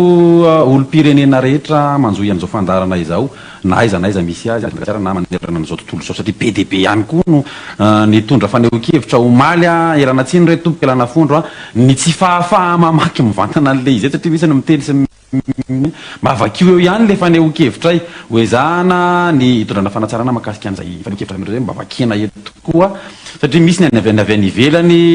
maneho hevitra mitondra fampirisihana ihany koa ho an'ireo rehetra izay mitolona ho an'izao famerenana Madagasikara ao anatin'ny tantandalana sy ny hasiny zay ary indrindra ny fitandrovana ny fiandrianam-pirenena ny vaovao hita aloha teo satria za sady manaraka ihany ny zava-misy eny Kianja misy ny namana mpanao gazety izay mampita ihany koa zao zavatra misy aty misy aloha zany teo ny fisamborana tsy haiko hoe nanahoana itoy ve ny fisamborana sa tsy itoy a teo akakin'ny Henri izy teo de arahana ny fivoarana zay miaraka amin'ny syndicat-ny mpiasa izy iny raha tsy diso a de nihita ihany koa izay eny am'le toerana manakaiky ny fivorivorin'ny olona misy mpivarotra re tompoko eny hita teo mihitsy zany misy mpivarotra tsy nangoronetana misy mpivarotra legioma eny a misy mpivarotra manao ny asany andavanandro fivarotana akanjo eny a ny toeram-pivarotana mandrakara misokatra daholo a fa tsisy nakatina fivarotana akory raha ny eny akaikina Kazomanga aloha zany nihita teo fa tiako idirana kely a ny makasika an'le resaka hoe asa mendrika nomboana an'izao resaka zao hoe ny resaka mantsy teo i namana Enikaja hoe anjara asan'ny mpitandro ny filaminana de ny mitandro ny filaminana ka tafiditra indrindra ao anatin'le fankalazana ny andro resam-pirenena ho an'ny asa mendrika isika izao ny manendrika ny asa ho araka ny fandresahako omaly a de ny olona aloha ny tokony ho mendrika voalohany fa tsy le hoe mba eritreto ange hoe hompavararaka ave zany sanatrin'izany no ataona eto ohatra de tsy mendrika zany zay ary tsy mendrika an'le asa zay de tsy azo heverina mihitsy nisy ny asa mendrika ho anay raha toka zany ny zavatra mitanga de ohatry n'izay ihany io aoka samy anjarany andray ny anjarany tandrify azy ny tsirairay am'izay hoe asa mendrika zay fa io tsy plivava de tsy resaka fotsiny le hoe asa mendrika fa ny asa mendrika de tokony ho hita taratra manomboka amin'ny tenanao amin'izao fotoana zao tsy rasanarapitso tsy rasanarafakapitso fa zao fotoana iresahana zao ka mitodika manokana am'ireo mpitandro ny filaminana rehefa nahazo tehaka monareo maly sy fakomaly ka nahita ve nareo fa tsy nisy ny fanakorontanana tsy nisy ny fanararotana de toy anareo ray no maneho an'ilay endrika fanararotana zao ny sary hita tsy haiko na ho averitsika eo rehefa aveo le izy aho zako jerena de ho alevako any amin'ny Clarisse rehefa aveo raha ohatra ka fa hita zany le hoe ny fametrahana an'ilay voambolana mendrika mihitsy no mety mbola tsy azo ny sasany ny fahamendrehana reo olona izay mitaky ny zonindreo ange maneho ny zonindreo ange ka ampahamendrehana anaovany azy ary tsy nanao itohina ny fitadiavan'ny olona hafa izy ampahamendrehana ary io le asa ataon'ny mpitandro ny filaminana io a jereo tsara hoe inona ny mahamendrika anareo amin'ny fanateterana ny asanareo tsy amin'ny alalan'ny fampiasa-kery satria raha ohatra ka misy ny fioaram-pefy zay nga mba zavatra hafa fa hitatsika reny fa milamina tsara ny fitakiana tsy misy fanararotana de aoka ianareo a mba hipetraka am'izay mendrika anareo ho mpitandro ny filaminana zay antso moa zany tsy haiko na miendro zareo na tsy miendro fa hita ihany koa hoe misy ny fanararotana ao anatin'le izy a amin'ny zareo mpitandro filaminana lasa manararota an'le fangina le vaoka misy vaovao ve na misy vaovao mihitsy eo ambadika eo a efa vonona ny fanaokevitra nety ny Antokovy a sy ny mpanao politika namana tony andatsotra Clarisse raha zay ary manana ya ankilan'izay a ny direct sur terrain ny vidéo a direct sur terrain rehetrarehetra ny Cool TV a ny MBS ny Drumin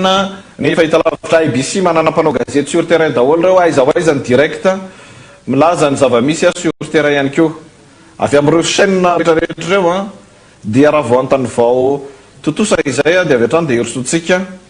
fa ny fanaokevitra sy ny avy eo anivon'ny biro politika ny antoko avy aloha no avy hatrany dia arahantsika satria efa ao ambadika eo ihany koa zany dia manao zao fanambarana zao izahay voalohany manohana tanteraka ny tolona ataon'ny collectif de candidat zay hitakina ny sy ny fividianana madio sy ekeny rehetra faharoa mitaky ny fanajana ny lalam-panorenana sy ireo lalàna manan-kery rehetra eto amin'ny firenena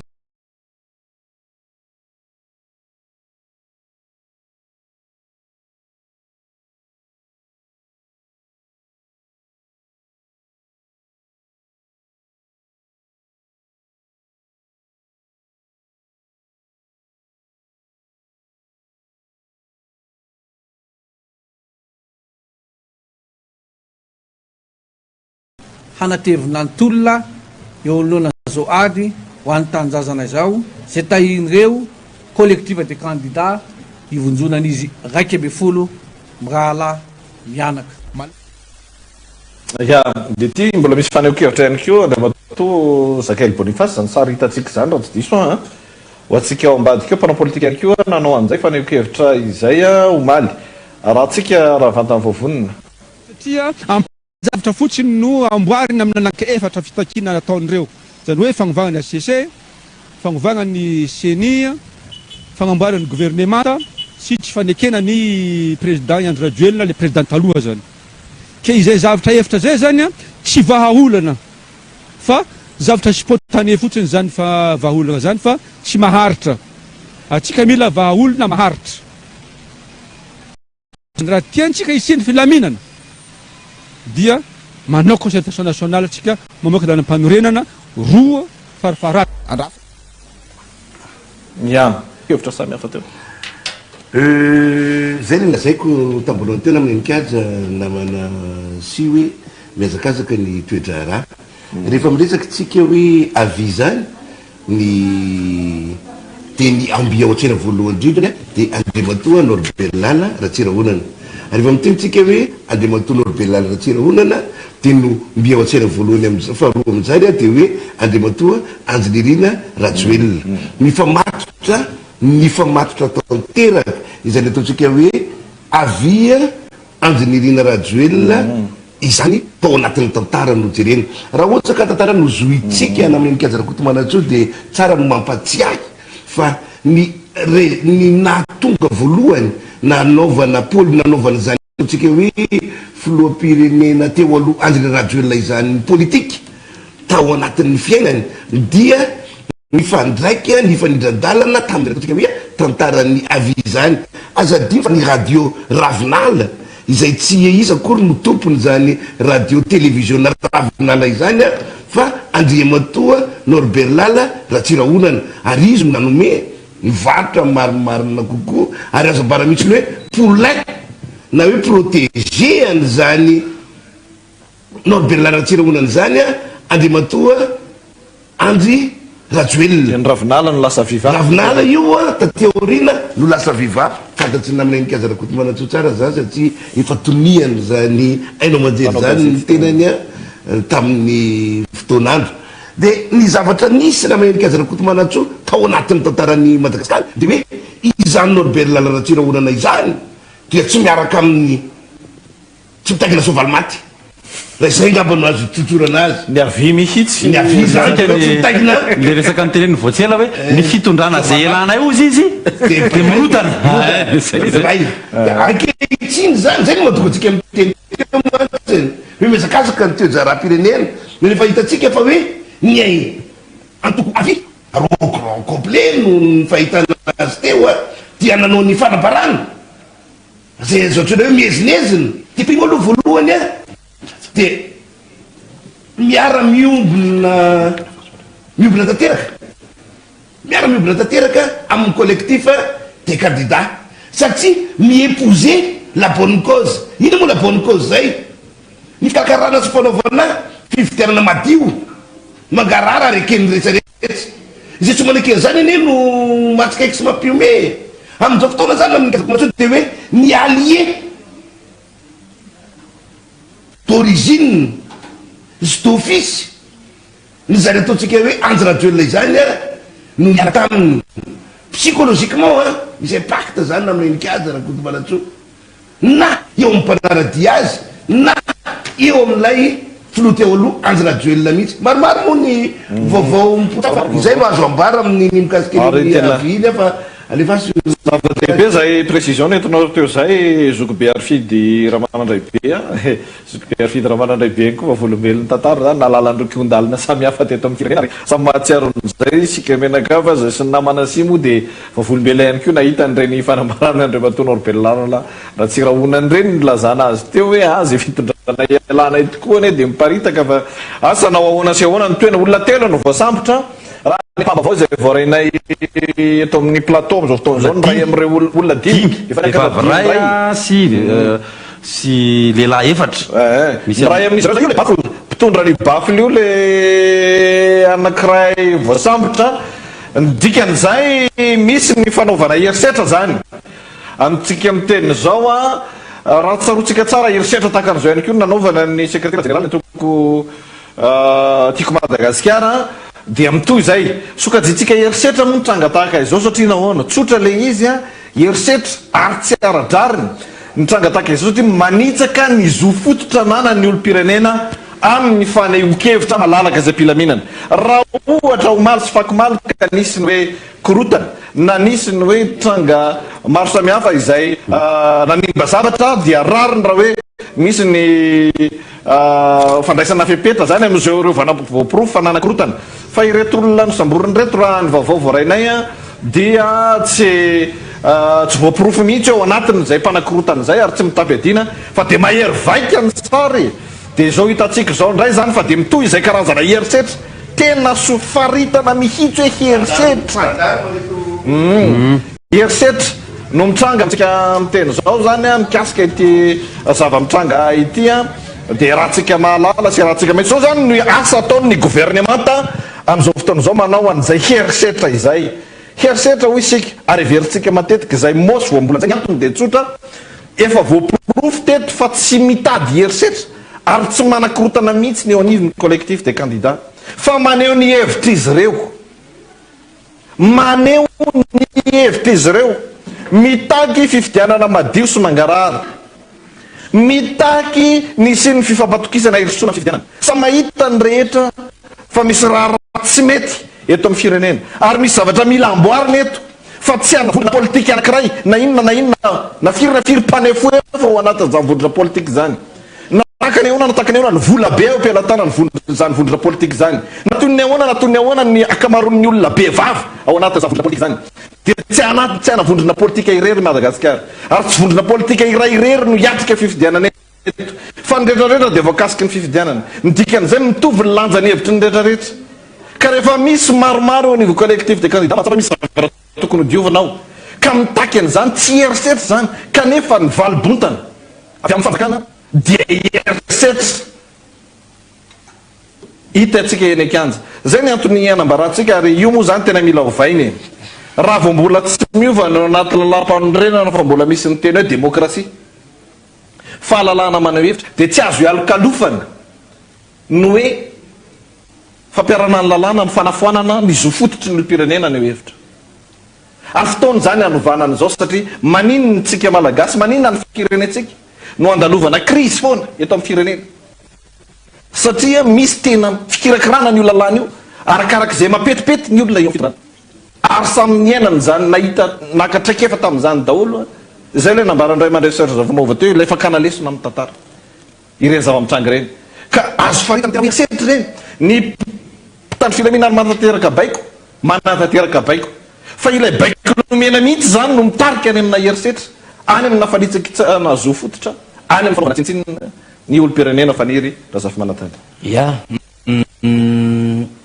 miasarotra ny raharaha miasarotra satria Angelina Masinoro ny atokotiky Madagasikara de ilay tovolahy zay mbola marary am'izao fotoana zao ary misy namana moa zany tenena vehivavy manao ny organisation na tsy paipaika ahafahana mba mitsaby tena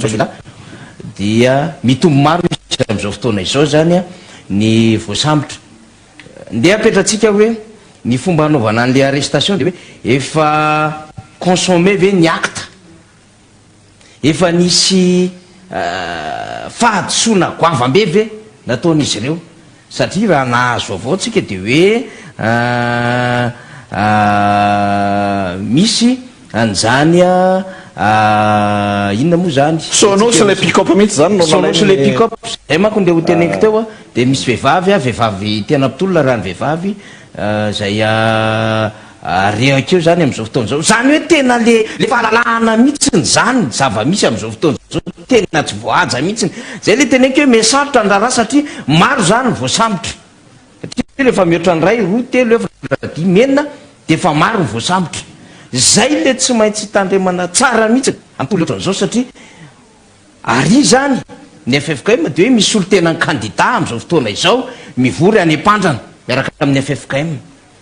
fa misy fanehoan-kevitra ihany koa ataon'ny olo-pirenena manaraka amin'ny candidat sy ny olom-boafidy anaovana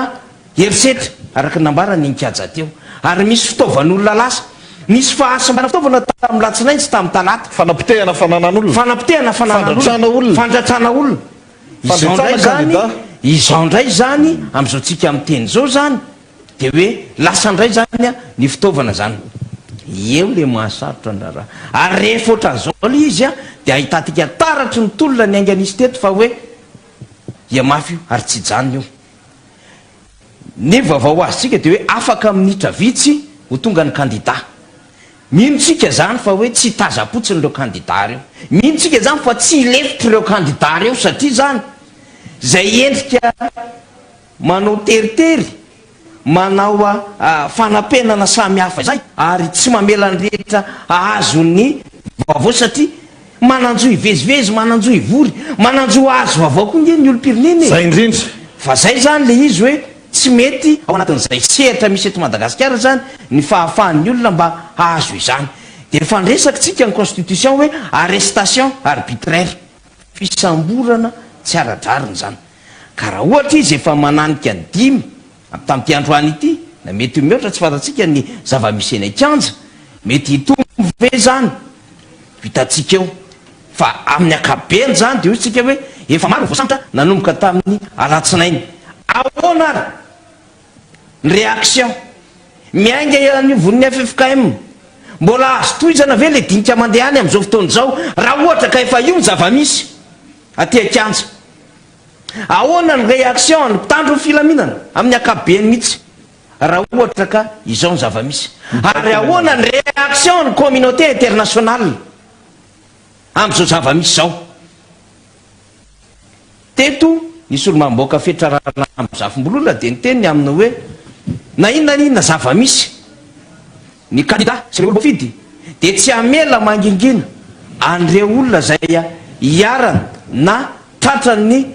zavatra fafa no zao tolo zao na io voasambotra na io naratra dia handray andraikitra izy ireo koatra zany akio dia resahantsika mazava tsara fa ny polona na avocat de efa nanao valandresaka ampanao gazety koa maly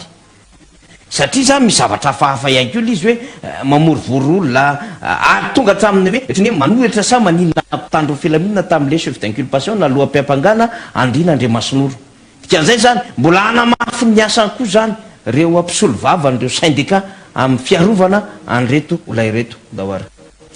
ny zava-mitranga zany amintsika am'teny zao a dia tonga amina teboka anankiray zay tena atao hoe manahiranytsika ny antony de tsotra ny fanaporofona ny filaminana ny fanaporofona ny atao hoe finiavana aneo hevitra pilaminana mba hatongavana any amina hoe fanovana ny hodidin'ny fifidianana mba adio fa indrindraindrindra ihany koa mba hisy ny fanarahan-dalàna eto amin'ny firenena de efa voapirofo fa azo atao ary tena fotokevitra sy fotom-pisaina ny reto eo anivony collectif de candidat ireto ny filaminana dia fisamborana tahakan'izao ndray zany ny toyany tamin'ny tiandroaty ary matetika moa zany tsy fantatra zay nefa rano fa le sivily anankiray zao hatramin'ny alatsinainy sa talata iny fa ny hôpitaly vo hita hoe maty daroka ilay sivily anankiray zany a de hoe mitsabona any amin'ny hôpitaly a vokatr' zay zavatra mitranga izay a ananatsika pirofo moa zany misy ny pirofo mikasika izany hoe sivily any amin'ny hôpitaly zany ary ny vaovao rehetra dia ahitana taratra zany hoe lalany mitoy zany zay karazana esetra eo fotoana zao a manahirana ny tranga tahaka ireny ary indrindraindrindra isika eto de mivoy foana sy ratolo jarahary amin'ny hoe raha mbola misy ny lalana tokony isy foana ny lalana fahana miatrika fifidianana sy fifananana madio anaty tontolo fifidianana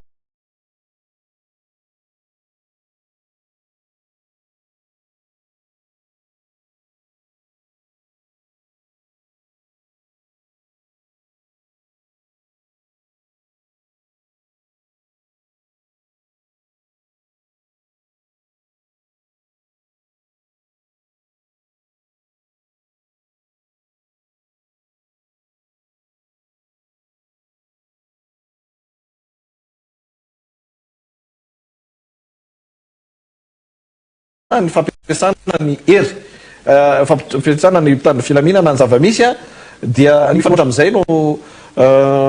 ahina hitranga raha ny zava-mitranga satria voamaika manaratsendrika le gouvernement lay zavatra mitranga sy ratolo janary nisy tokony adinotsika de tsotra ny légitimité na ny hoe mahara-dalàna na ny maharadrariny an'io gouvernemanta io ny prime ministre tsai Christian zay mitondra ny firenena am'izao fotoana zao efa miotakotaka efa miozongozina efa tsy ny velona rehetra kanefa dia mbola tahaka an'izao ihany no ampiasana n'ilay mpitandro ny filaminana izay lay ilazantsika hoe na tiana na tsy tiana tsy arakaraky ny eritreretin'izy ireo hoe ampitombo ny fitiavan'ny olona ny candidat laharina fahatelo ve ny tranga tahaka an'izao ampitombo ny fahatokisan'ny olona le fifidianana ve ny tranga tahaka izao ampitombo ny filamina ny firenena ve sy iratolo-janahary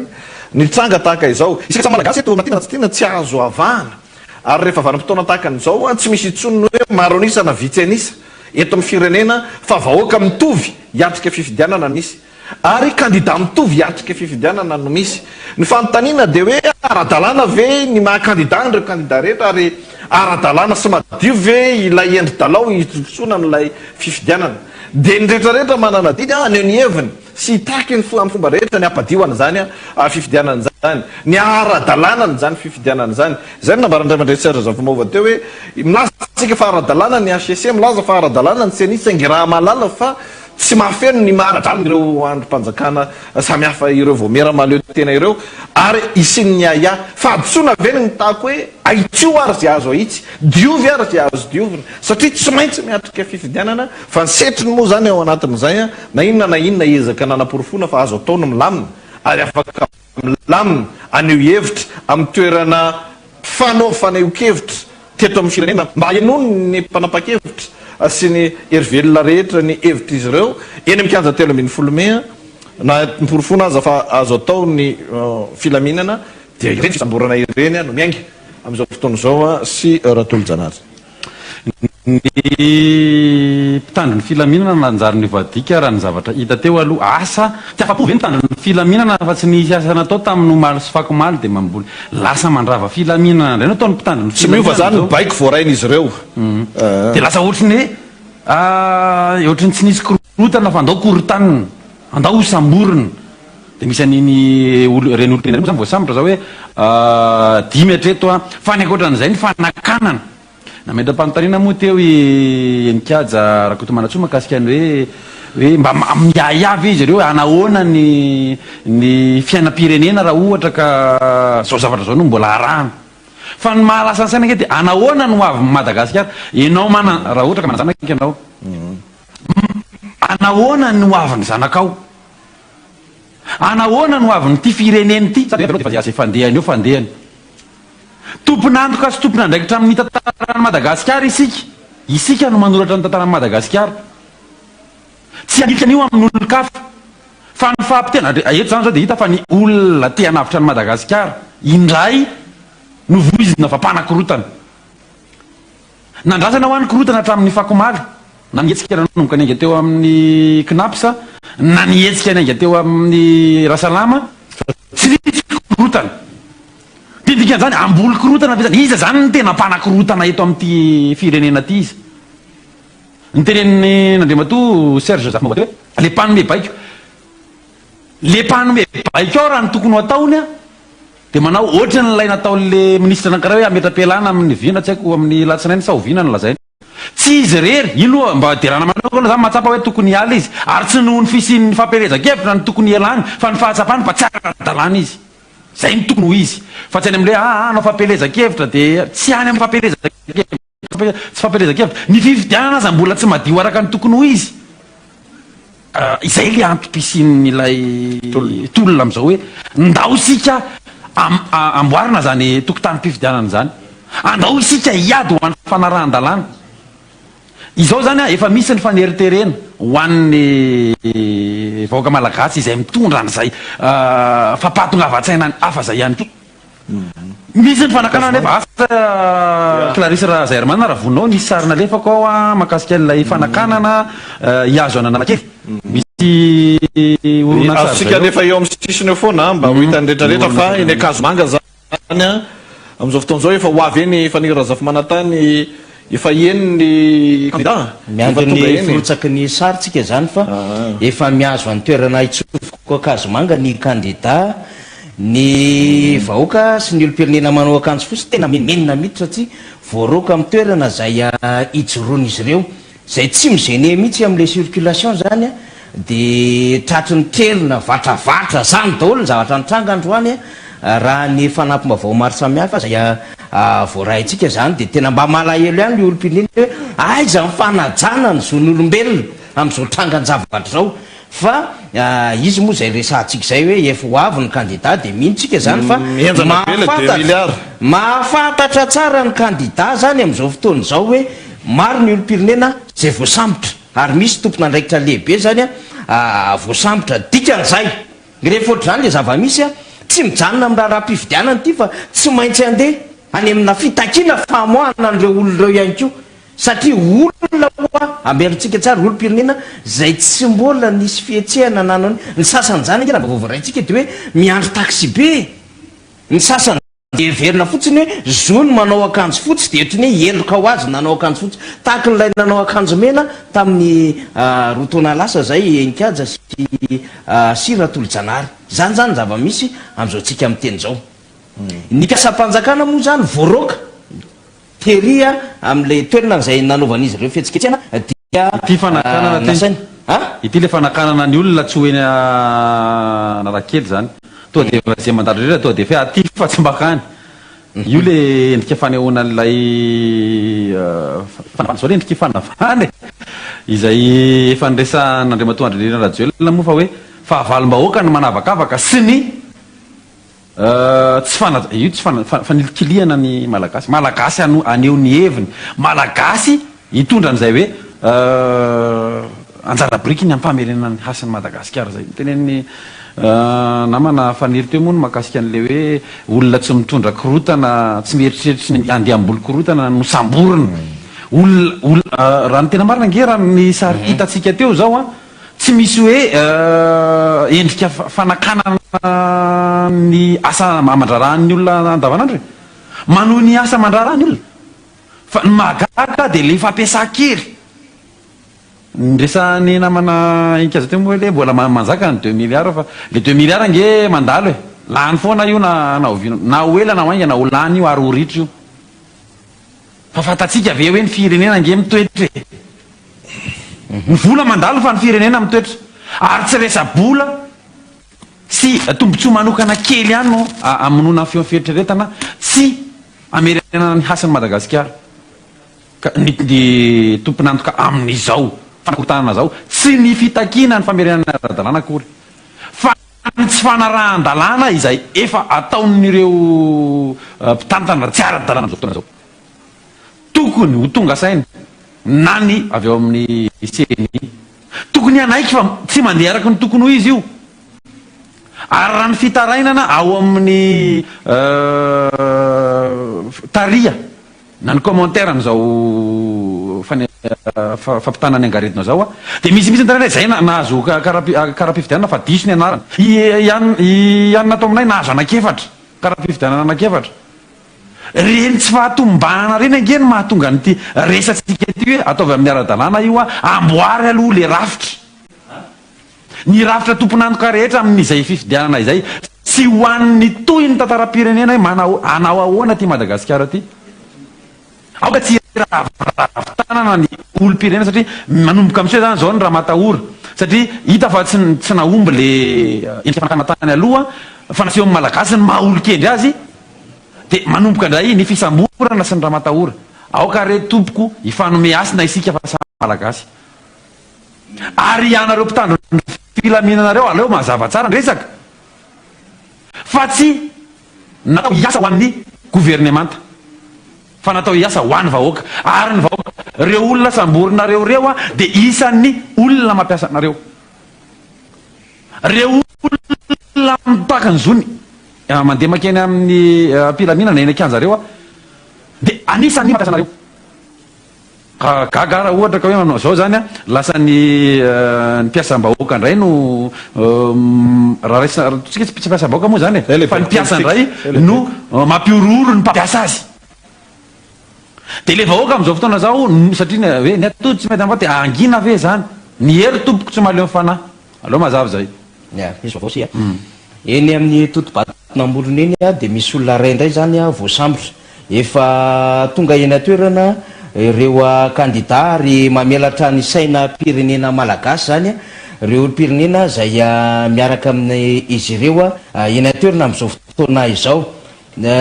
mbola tonga amin'le toerana fotsiny satria teo efa vahoaka marobe ny teo Enikhaja sy Ratolo-Janary fa tratran'izay fandroahana marobe zay sary azeno alefa tsy averina tsony sary eo zany reo candidat mba hanatona an'ireo olo-pirenena zany eny amin'ny toerana izay nampiatsony reo candidat ny olo-pirenena miantso ny candidat zany mba hanatona an'ireo olo-pirenena eny amin'ny rond-point na Kasomanga satria izy ireo ampilaminana ty hetsika ty tsy zavatra tokony hoe hafa zay tokony atahorana tahaka n'izay fanatao atao anatin'izay roa andro izay ny tamin'ny alarobia teo non tamin'ny alakamisy sy tamin'ny zoma teo zany zay zany zava-misy aloha zany maromaro ny voasambotra Enikhaja ny fitaovana voatazona ihany koa zany mino ahy isika fa anakambara be ny candidat nefa mevorolanina ny olona amin'izao fotoana izao raha vovaraitsika miaraka amin'ny sary eria Kasomanga zay mametoko sy antoka hoe ninona zavatra nitranga anatin'ny fahasarotana rehefa nampanantena ny mpitarika ny candidat fa hidiny eny toerana de tonga izy ireo efa ihany koa amin'izao fotoana izao reo solomavim-baoka zay efa maro miaradi amin'ireo candidat mamelatra ny saina ny vahoaka eny atoerana maneho ny fifaliana ihany ko tao anatin'izay hoe tosika maro samihafa izay raisindray aloha Enikhaja fa mirotsaka amin'ny vaovao io ny sary raha tsika ny sary efa mivantany ty sary raha tsika ty asitsika son d'ambiance kely hoanitsika technicien na ambadika ao asitsika son d'ambiance ny sary mivantana moa zany de saika manahirana foana ny connexion zany mahatonga n'lay somary miplanty tahaka an'izao misy teboka maromaro zany fanampiny nambarany mpanao gazety mirahalahy teo efa misy ny son d'ambiance de direct tsy tafavoaka mihitsy direct fa miraikitra ozy ny technicien nao ambadika ao ny mpanao gazety ny Cool TV ny MBS ny Fréquence TV misy Gemine ho anareo rehetra zany sur terrain de omena toromarika hiditra mivantana andefa vidéo afahana mandray candidat Marc Ravalomanana no hitazako io candidat Roland Ratsiraka ihany koa Taina Razafinjoely marobe zareo ao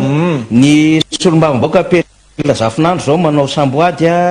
sady mijery manko tsika vaovao ampitainy namana ato zay efa misy ny interview nataony candidat Roland Ratsiraka miaraka ny candidat samihafa efa misy sary maro samihafa ihany koa reo alefa mpanao gazety sur terrain député voninahitra sur place amin'izao fotoana zao sur terrain eny daholo ny solombavam-baoka maika de maika tsika mandefa ny reto vaovao samihafa reto aza misaraka aminay satria marobe manko mandefa hafatra ty amitsika Enikhaja amin'le hoe fahazona an'le vaovao mivantana de miezaka satria ity tsy hoe zay telo miralana efa da miaraka amin'ny Arfidy rery sy fa tena ekipa marobe ny ao ambadika eo zany raisindray aloha Enikhaja vetivety zay indrendry nanambara moa zany Roland Ratsiraka fa efa ao izy alors tonga de hoenotsika avy hatrany Roland Ratsiraka d'accord parce que d'abord il nous donne ça à 22h. On n'est pas censé connaître cette décision à 22h, s'il vous plaît. Il faut respecter tout le monde. Donc on en a marre de ces calculs politico, on va dire, dictatorial.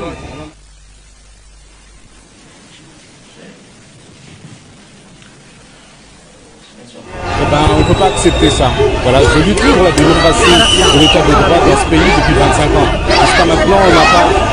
trouvé encore la solution et au contraire, on recule. Donc, on doit continuer.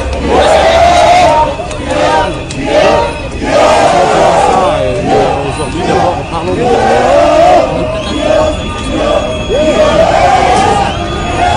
Comme les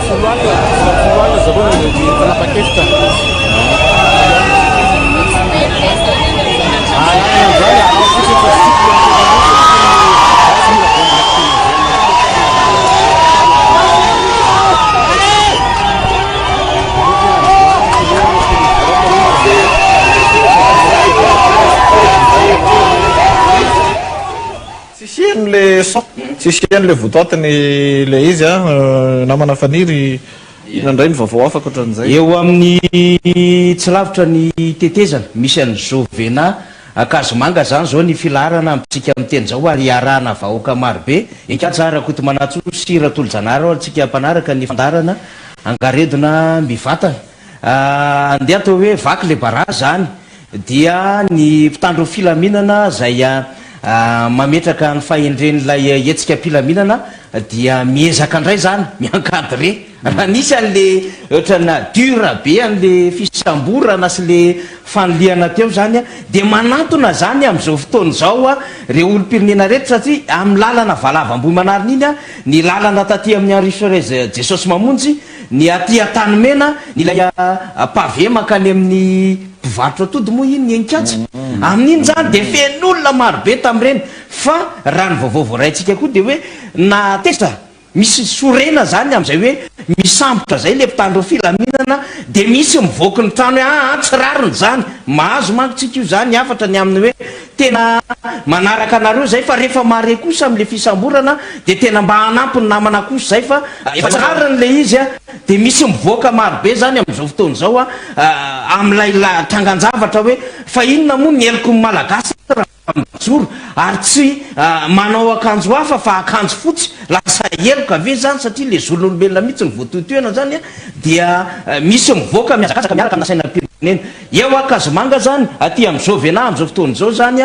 no misy an'ireo filarana zany hoe mandroso makaty Antanimena zany fijeritsika azy io sira tolo-janahary Enkatsa Rakoto Manatsoa amin'izao atoandro ampitaitsika ny vaovao mivatana izao nisy olom-bavam-baoaka maro efa mirotsaka ny sary zao zany photo aloha zany namana Enkatsa andao raha Enkatsa takatakan'izao zany aloha ny Akazomanga eny lalana iroso hiditra ao Analakely mazava ho azy ireto collectif de candidat reto atsika any tokantrano azavaina foana le izy ho atsika olo-pirenena tsotra be le izy ny raharaha-pirenena dia atsika menakavy ny fifidianana dia tsy maintsy atao fa tsy mpitondra fampandrosoana mihitsy raha ohatra ka mpitondra tsy ara-dalàna ivoaka avy amina fifidianana tsy ara-dalàna mpitondra tsy ara-draniny ivoaka avy amina fifidianana tsy ara-draniny raha toka fifidianana maloto sy mitanila efa maloto meloa tsy fampatokisana no terena ho atao eto amin'ity fireneny ity hoentina anditra dia fanarisika tsara ny tantara politika ny Madagasikara efa nanaprofon'izany fa tsy tondra filaminana zany ka raha ohatra ka mieritretsika hoe mila milamina ny firenena ny dikan'izay mila milamina ny fifidianana raha toka mieritreritrika fa mira milamina ny fifidianana ny dikan'izay mila madio sy mampitovy rehetra ny fifidianana fa tsy misy eto olo-pirenena tokony atao na hoe candidat tokony apetraka hoe zao ny fikafika zahoanay an'ity fahefan'ity na izonanay an'ity fahefan'ity dia terena amin'izao fotsiny ny tsy fifampianoana tao anaty mandat tao anatin'ny efa taona 5 taona latsaka dia efa ekena efa nandefitra ny rehetra ary efa nanaraka sy ny andro ny fotoam-pifidianana teo aloha dia nambarany amin'ny hoe mandrasa fifidianana fa amin'izao fotoana zao efa ho tonga le fifidianana efa atrehana le fifidianana dia le fifidianana atrehana ny farafahakeliny takina dia hoe fifidianana ifampatokisana fifidianana madio dia ao anatin'izay fikarohana n'izay fifidianana madio izay ity lalana andehanany collectif de candidat ty mila atao madio io fifidianana io mila atao ara-dalàna io fifidianana io ary mila ara-dalàna ny fikarakarana ny fifidianana io zavatra tsotra le izy zay le izy zany hoe raha ohatra zany tsika ka hieritreritra sy ezaka hoe tsy hijery afa-tsy ny ambanimaso satria sahirana androany satria mila mitady sakafo androany ka ataotsika ho alaolany zany na excuse ka andaitra ny tahakan'izany dia manao tsinitsininy tsika satria raha netiny hatramin'izay dia tsy ny tombo ny isan'ny mitrongo vahoomana tsy ny tombo ny isan'ny mantra tsy ny tombo ny isan'ny fahasairana raha netiny hatramin'izay teo amin'ny resaka politika tsy miverina tahaka an'izao ny olana ka rovina atsika mba tena hiezaka mafy ametraka ny tokony ho izy eto amin'ity firenena ity fa mpanarahan-dalàna rehefa tonga ny fifidianana avy hatrany dia fifidianana tena ivoasa fidy mbahoaka maro tsy manatsafidy ny taranaka ankehitriny tsy manatsafidy isika tanora isika olo-pirenena kehitriny fa raha tsy zao tsika ny mametraka eto amin'ny tany sy ny firenena hoe na iza ny rotaka hofidiana dia mila manara-dalàna na iza ny tonga eo amin'ny fahefana dia mila manara-dalàna na iza mikarakara fifidianana dia mila fifidianana ara-dalàna raha tsy zao tsika raha mametraka n'izany teboka rehetra zany ary io siratolo janahary fa niry razafy manantany a manapirofo ny zava-misy amin'izao fotoana izao fa dia manana didy sy manana andraikitra izay olona madio sy ara-dalàna ivoaka mandeha zany ty sary ty zany a dia sary mivantana izy ty a misy fandraisan-tanana eo amin'ny mpitandro filaminana sy ny mpanao ny mandeha zany zareo a ty efa tsy any akazo manatsoky sary ty sy fa mizotra miditra analakely izy ty a arak'izao hitantsika zao dia mandeha milamina moa zany a miaraka amin'ny sainam-pirenena maro samy hafa akanjo fotsy a dia tahaka an'izao ny sary hitantsika sary mivantana zany izy reto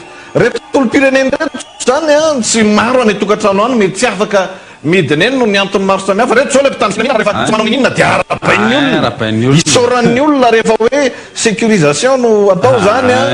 miarovana ny rehetrarehetra zay nge-tsika malagasy tsy ilaina ny fisamborana mahery vaika tahaka an'ireny efitra no apetraka ambony latabatra efitra ny jerena iza ny mahafeny fiapetra sy ara-dalàna dia mila zay ara-dalàna no ampiarina tahaka ny ahoana ny ara-jariny toy ny ahoana ny ametrahana fifampatokisana dia izay ilay zavatra atao eto tsisy anilika an'izy za moa mieritreritra nzareo eo anivon'ny mapara eo anivon'ny para na izay tsotsika azy dia ozy hoe tsy lany olomanga tokony manana olona be dehibe nge zany tsy ailika nge ny ipara na ny mapary ao anatin'lay fitadiavana n'lay atao hoe fifidianana madio e satria misy malagasy ihany keo ao anatiny reny fa hoe iza ny mahafeny fiapetra iza ny tsy mahafeny fiapetra iza no ara-dalàna inona no ara-dalàna izay le anaovana ajotolona apetraka eto amin'ny firenena tsy ailika akory dia toy izany tsy tokony hanaovana tsintsina ihany keo an'ireo collectif de candidat sy ny vahoaka rehetrarehetra miara-dia aminy satria vahoaka ihany koa reo dia raha tsika malala fa hain'ny malagasy ny mitondra ny atao hoe faneokevina ao anaty filaminana rehefa apetraka zany nandalo tany États-Unis a inefatra ny tany Amerika nandalo nisy fotoana nandalo teo amin'ny manoloana ny Maison Blanche anany trano fotsy nanafika fivorimben'ny firenena mikambana rehefa volana septambra nanao couverture médiatique tamin'izany fa dia tena hoe azo atao tsara mihitsy ny maneho faneokevitra mahery vaika manoloana na trano-mpanjakana rehefa mipetraka amin'ny anjara toerany rehetrarehetra eo anolohan'ny Maison Blanche misy toerana faneokevitra izay tena eo daholo ny rehetrarehetra na niompa efa nahita ho an'ny tao a Frantsa faneokevitra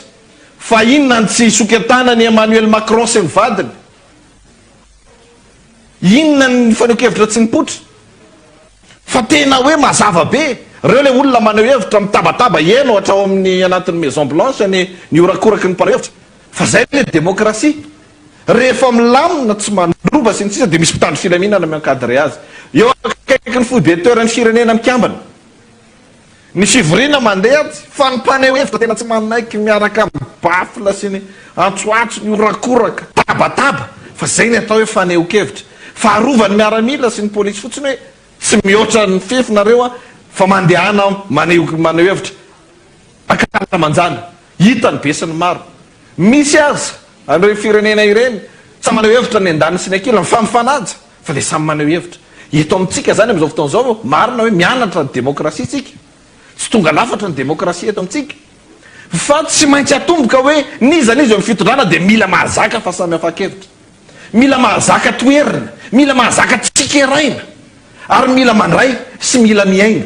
tsisy tsony eto zany ny tokony apetraka eto amin'ny firenena hoe manana ny maro anisy zay dia anao tsinitsinina ny vitsy anisy fa ireo vitsy anisy reo na tsy mifidy anao ary malagasy reo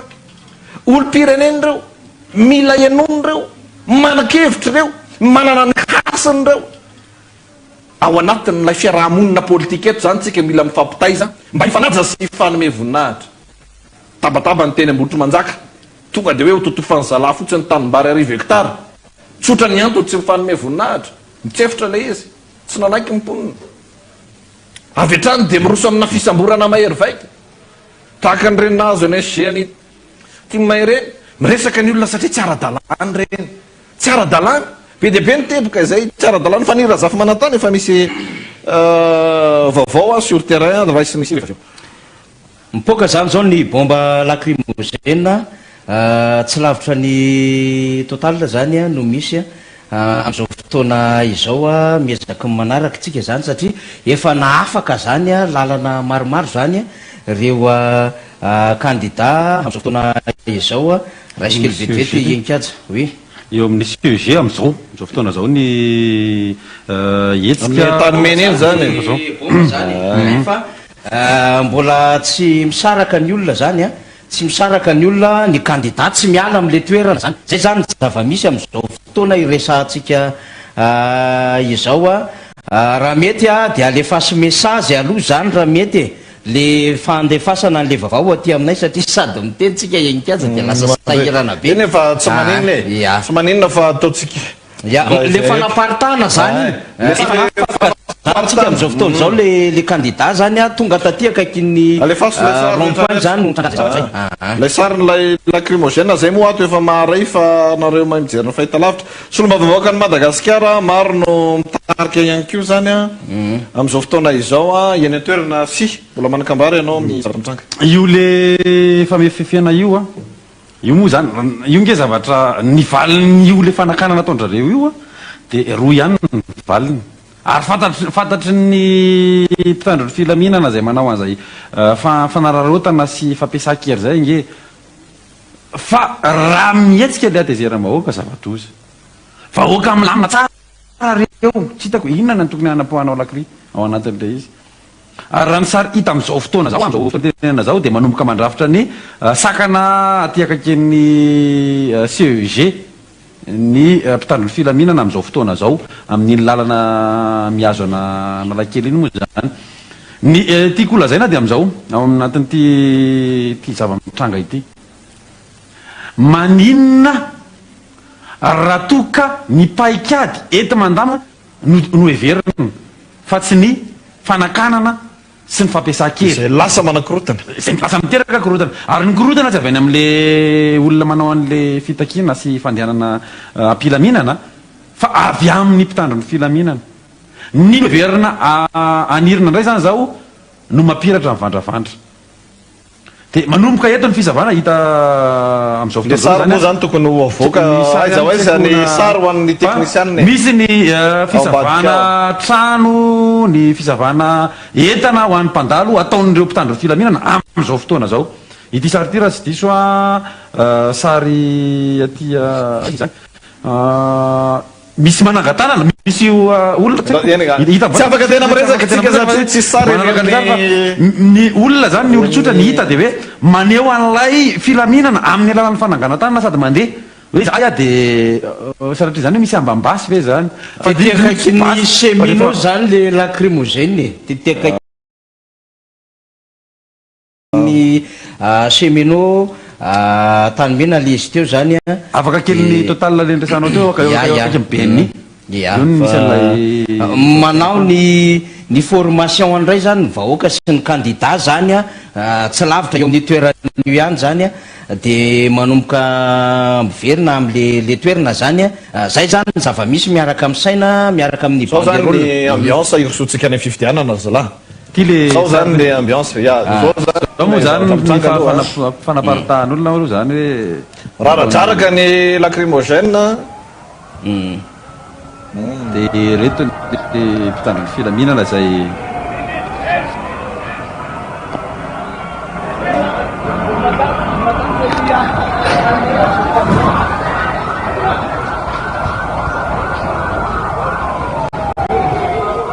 izay mirongo fitaovana moa zany manapoka lacrymogène ny aritanapolo miaraka amin'ny sainam-pirenena ka eniky ny fampijaliana sy fampiororona ny malagasy aloha no hita am'izao satria zo fototra ny aneo hevitra ary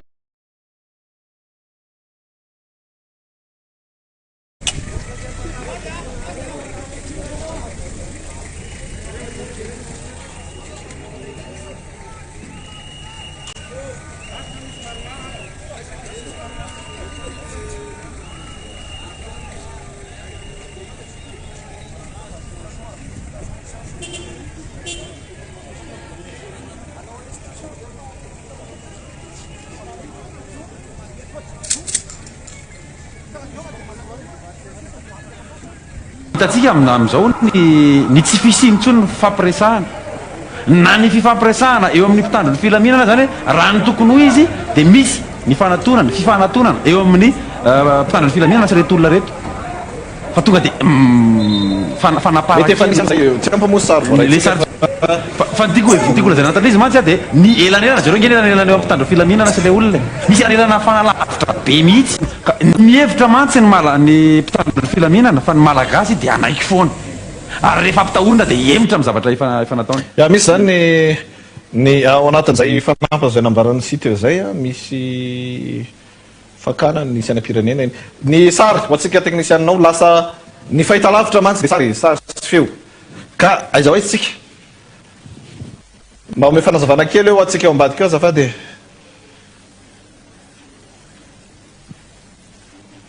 kono sahirana mitady sary ny sary a lefa mpanao gazety sur terrain da rehetrarehetra raha misy ny direct ihany koa dia avy hatrany dia tokony tonga dia azonareo ampidirina ao ambadika eo any teknisianina afatsika tena mampita io ny vaovao direct avy amin'ny Kolo TV a azo tonga dia raisina ihany koa mba apetraka tsara tsy ampy ve ny olombelona atsoina ny olombelona hafa anatevin-darina ny ekipa raha ohatra ka misy olombelona tsy ampy eo ambadika eo a afatsika mampita ny zava-mitranga efa misy sary tsara rehefa ny mendatsoratra Clarisse Razermana an'ireo aiza aiza ny momba an'ireo sary ireo tsara voaka ho fantatry ny olona ihany koa zany direct aloha zany io ao atsika eo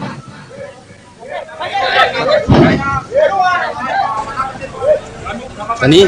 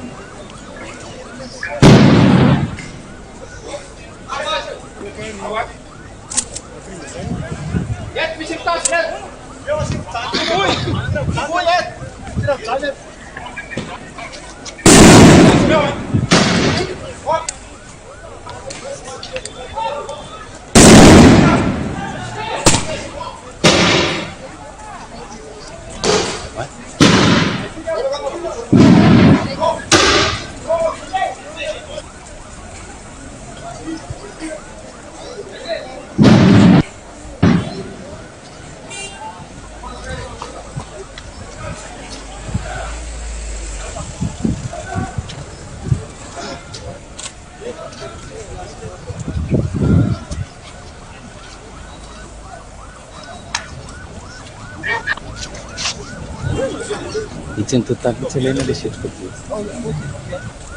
Setroka be ny totaly io ilaina fotsy. Io ilaina fotsy io setroka be.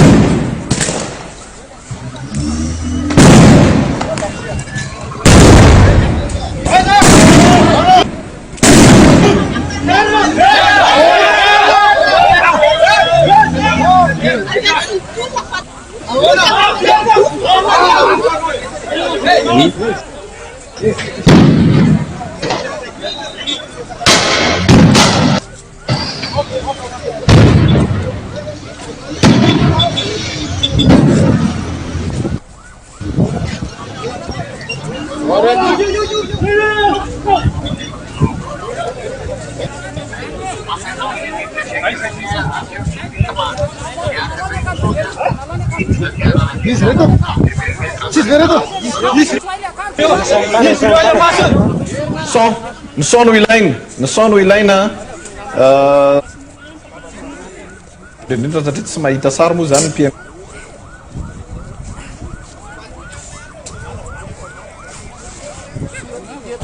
On a les sons d'ambiance.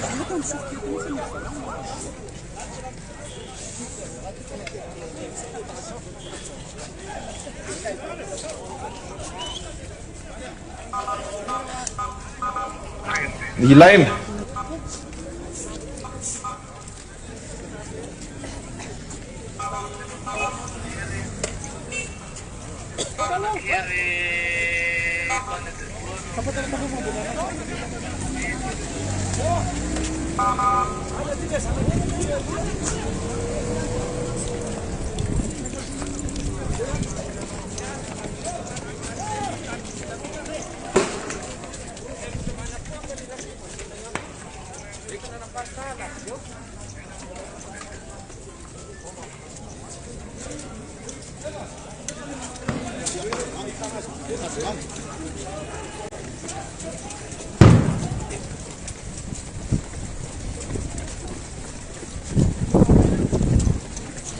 Raha ny zava-misy ny sary arotsakatsika avy hatrany a reto zany sary mivantana ihany koa reto a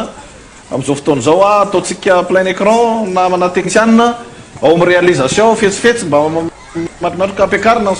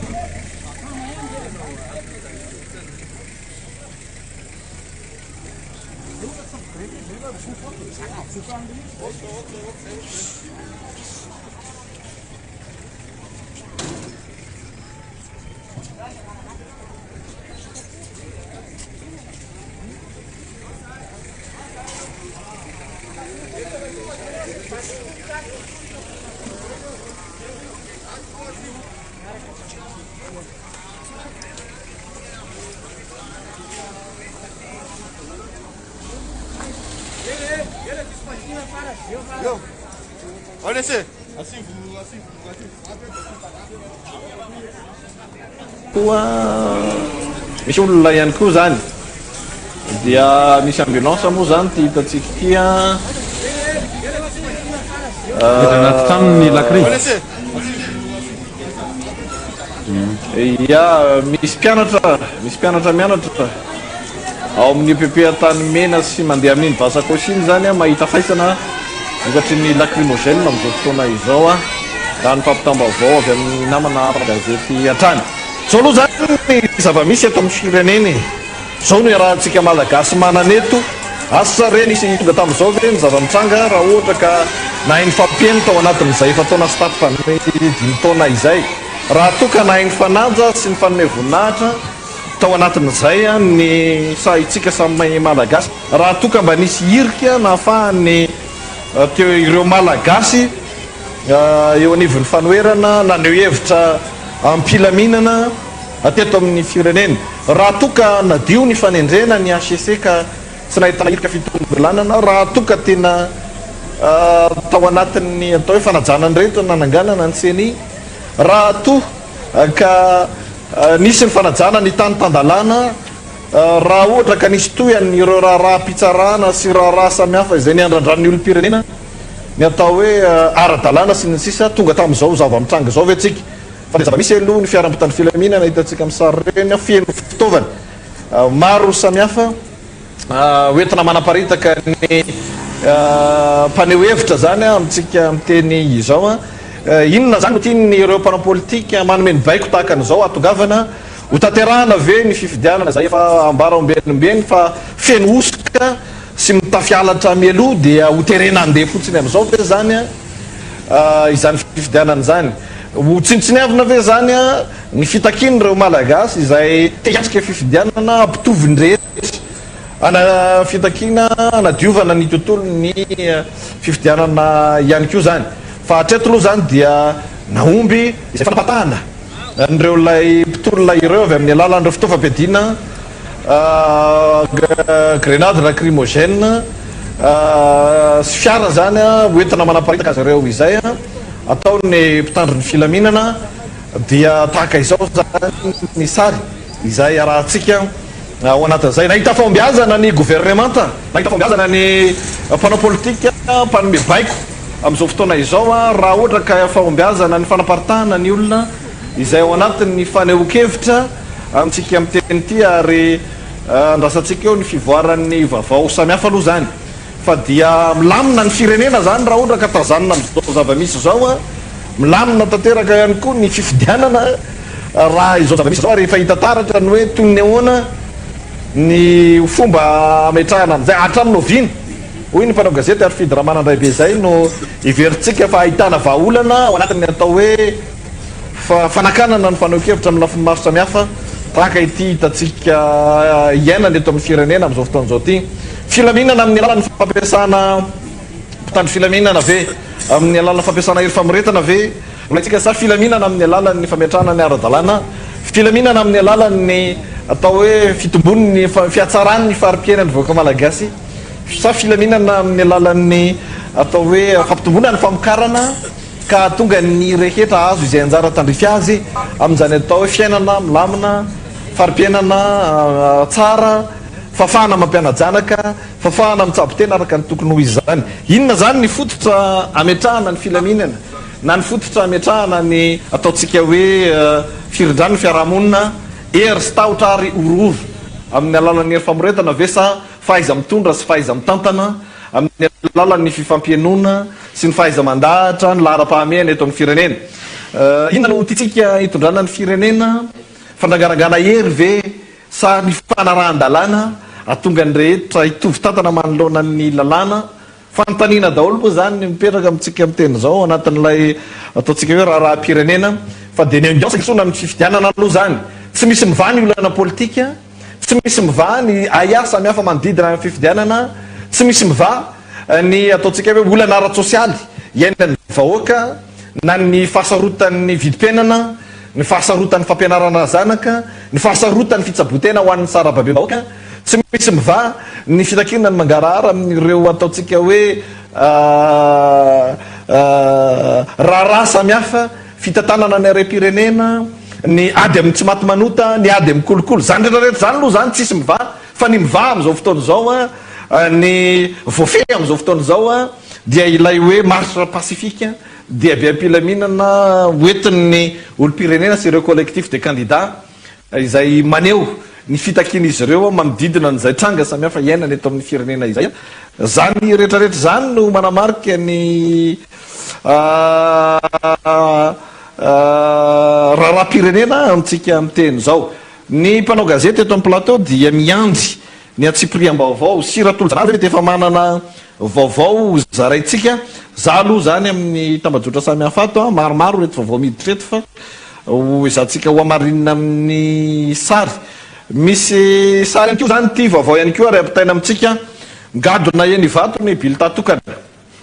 zany am'izao fotoana zao reto zany le hoe ho ampiasaina amin'ny fifidianana filoham-pirenena ireto ny sarina alefa mpanao gazety eny mitsena azy eny ny senia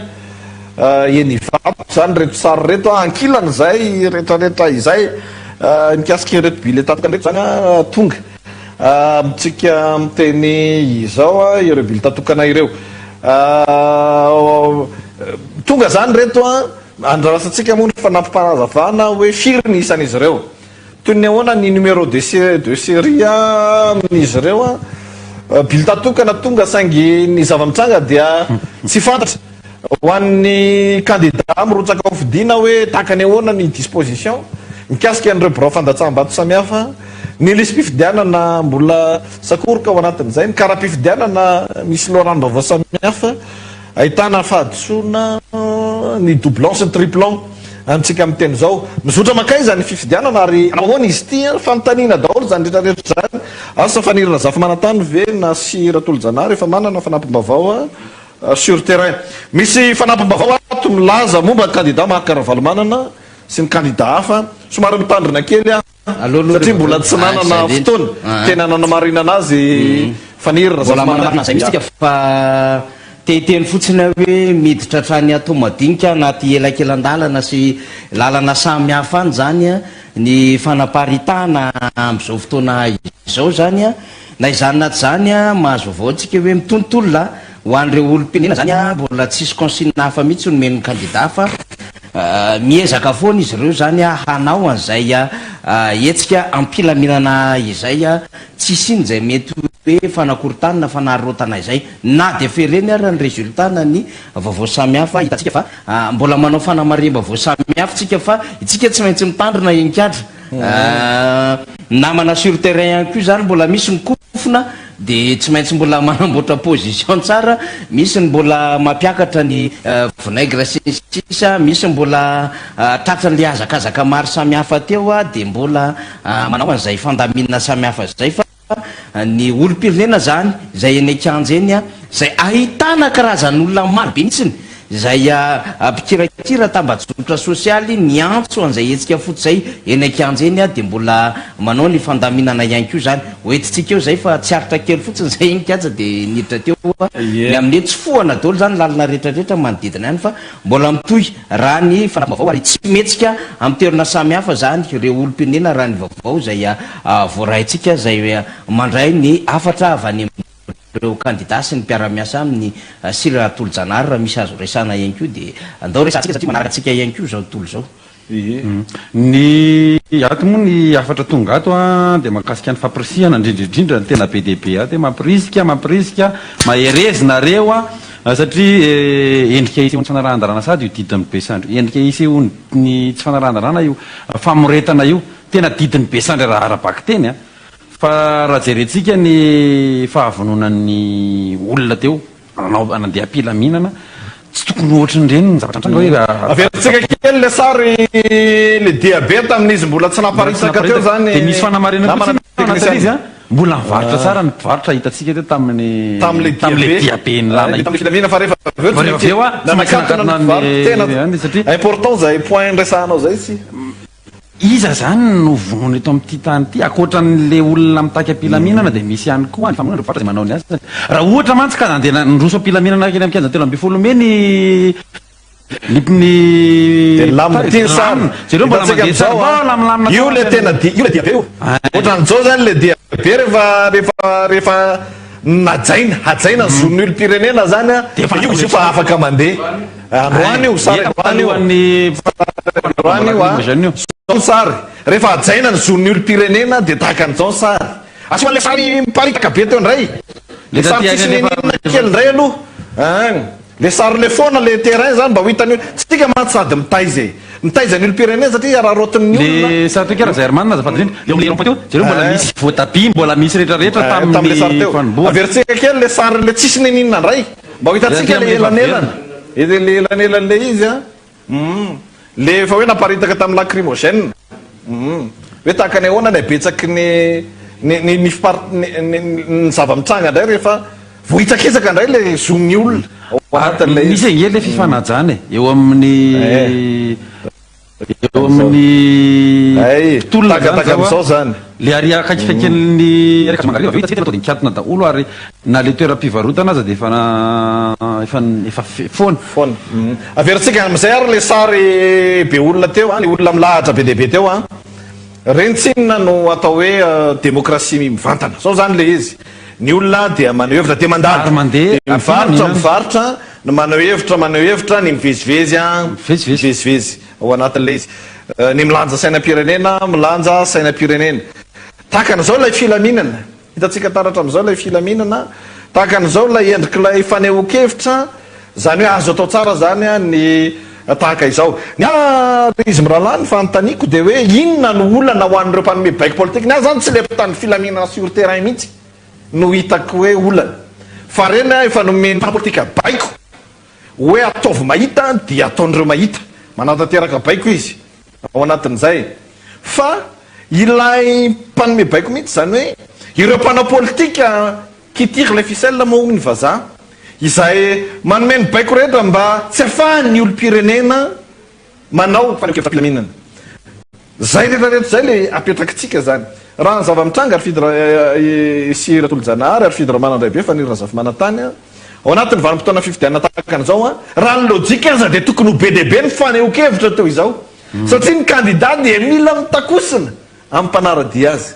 tokony ho be deabe zany na iza na izy ary tokony malalaka dia tokony niady hevitra any amin'ny fiarahamonina dia hoe ohatrany ahoana hono ny programme na ny vina ny candidat zao mba inona ny eritreretin'ny candidat zao momba nyty délestage ity zay na ianao ny candidat zao tariva ozy izy hoe zao ny amahana an'io candidat zao ndray tary dia ohatra zao ndray ny amahana an'io zany zany le débat tokony ho hita any amin'ny fiarahamonina amintsika miteny zao hoe any anay ny candidat zao kosa aloha hitanay hoe manana vina tsaratsara kokoa mikasika an'ity satria namory vahoaka tary izy dia tonga tany zay ny aino dia candidat zao kosa aloha hoe mikasika an'ity re olany rano ity dia manana programme zao namory vahoaka tary izy dia tonga tany zay ny aino dia miadevitra zany dia zay zany ny tokony ambiance hitatsika ao anatina pré-campagne vanim-potoana melony fifidianana tahaka an'izao ady hevitra amin'ireny tsipihanao teo tokony angaredikevitra foana zany na iza na izy hoe tena inona indray ny nambarany candidat zao satria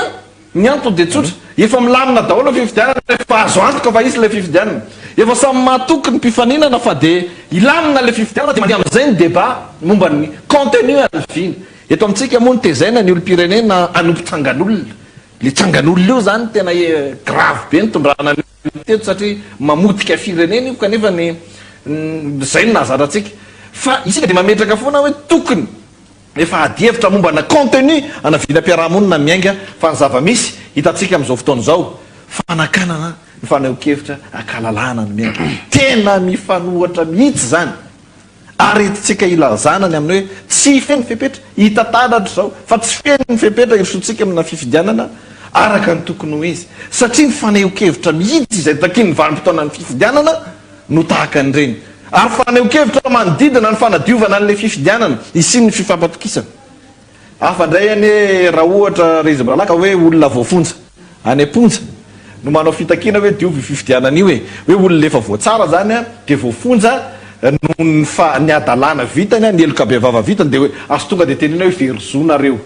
karaha ny olona voafonja kosa aloha no irotsaka andalambe andeha hitako hoe diova fifidianana rary ny raha tahaka an'ireny ny fanaparitahana azy satria nanao eloka izy nanao fahadisoana izy mety misy ny namon'olona mety misy ny nangala-bolam-panjakana mety misy ny nanao palissandre mety misy ny nanao bois de rose mety misy ny nanondrana volamena mety misy ny naka volamena tao anatina ministera nangalatra an'izany ohatra ka tany amponja dia reny no meritreritra nome lesona hoe andao ranga fa maloto fifidiana ty fa andao diovina sy ny sisa ka hidina an-dalambe olona voafonja olona efa verso zany fa reto midiny eo an-dalambe reto dia tsy olona voafonja reo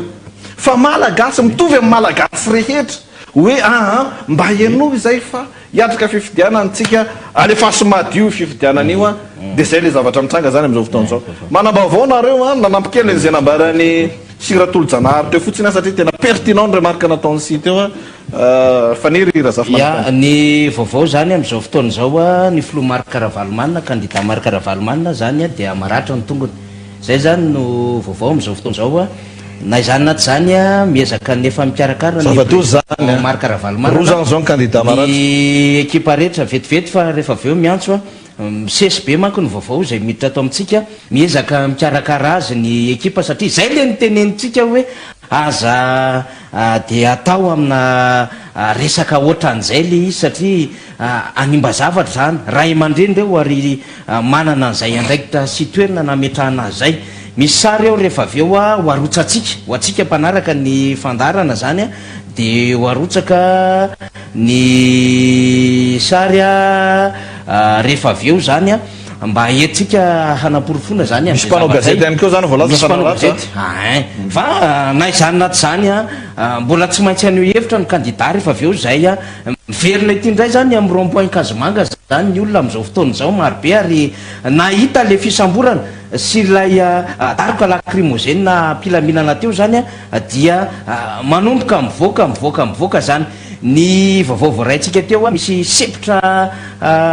nyantso atsika teo hoe tsy maintsy entina hôpitaly zany am'izao fotoana zao a misy toerana raha kokoa zay tratra zany a zay lacrymogène sepitra zay a de tsy maintsy hiala amina toerana vao mahazo message io a mangataka évacuation hiala amina ito zany a karazatsary maro samihafa zao hitatsika zao zany a izy ty olom-pirenena vesa izy ty a mpanao gazety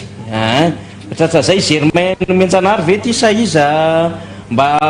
tsy Germain sa izy ty mpanao gazety ny biasy Germain mihitsy io Germain ty vo ty ya vo zany tongotry indaso a Germain ve ty toy izy kely aloha amarina kely ny vaovao a sary ho an'ny ho antsika ny sary sur terrain foana aloha zany raha mbola azo atao a de zay no ya eo mitongotra ya ny candidat iado sy ny candidat cité ny efa misy point de presse ataon'izy ireo ihany koa am'izao fotoana zao a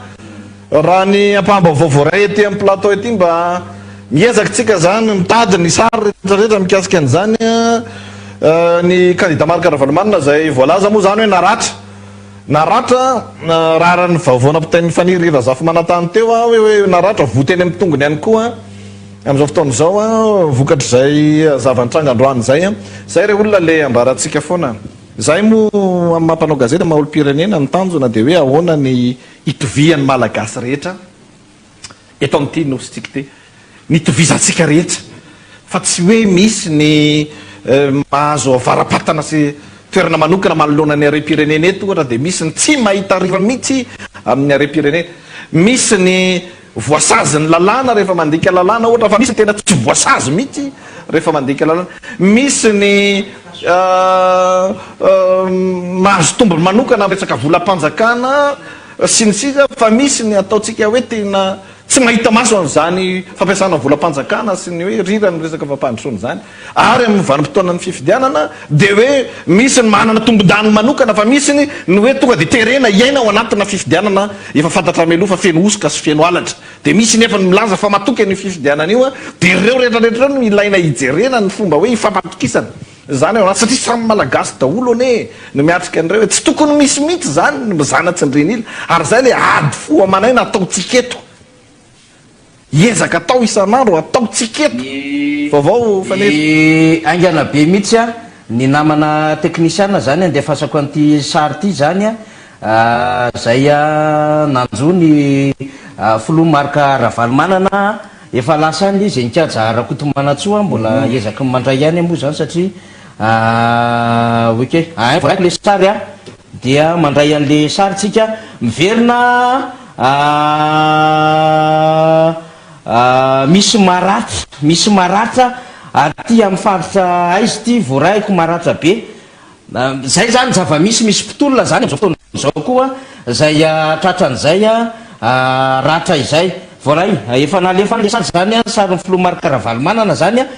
miantso zany am'izao fotoana zao ny collectif de candidat ho an'ny mpanara-diso ny olo-pirenena zay ao anatin' zay hoe etsika mpilaminan'izay hiverina eny Kasomanga am'izao fotoana izao zany zay zany a no antso goavam-be mihitsy hiverina eny Kasomanga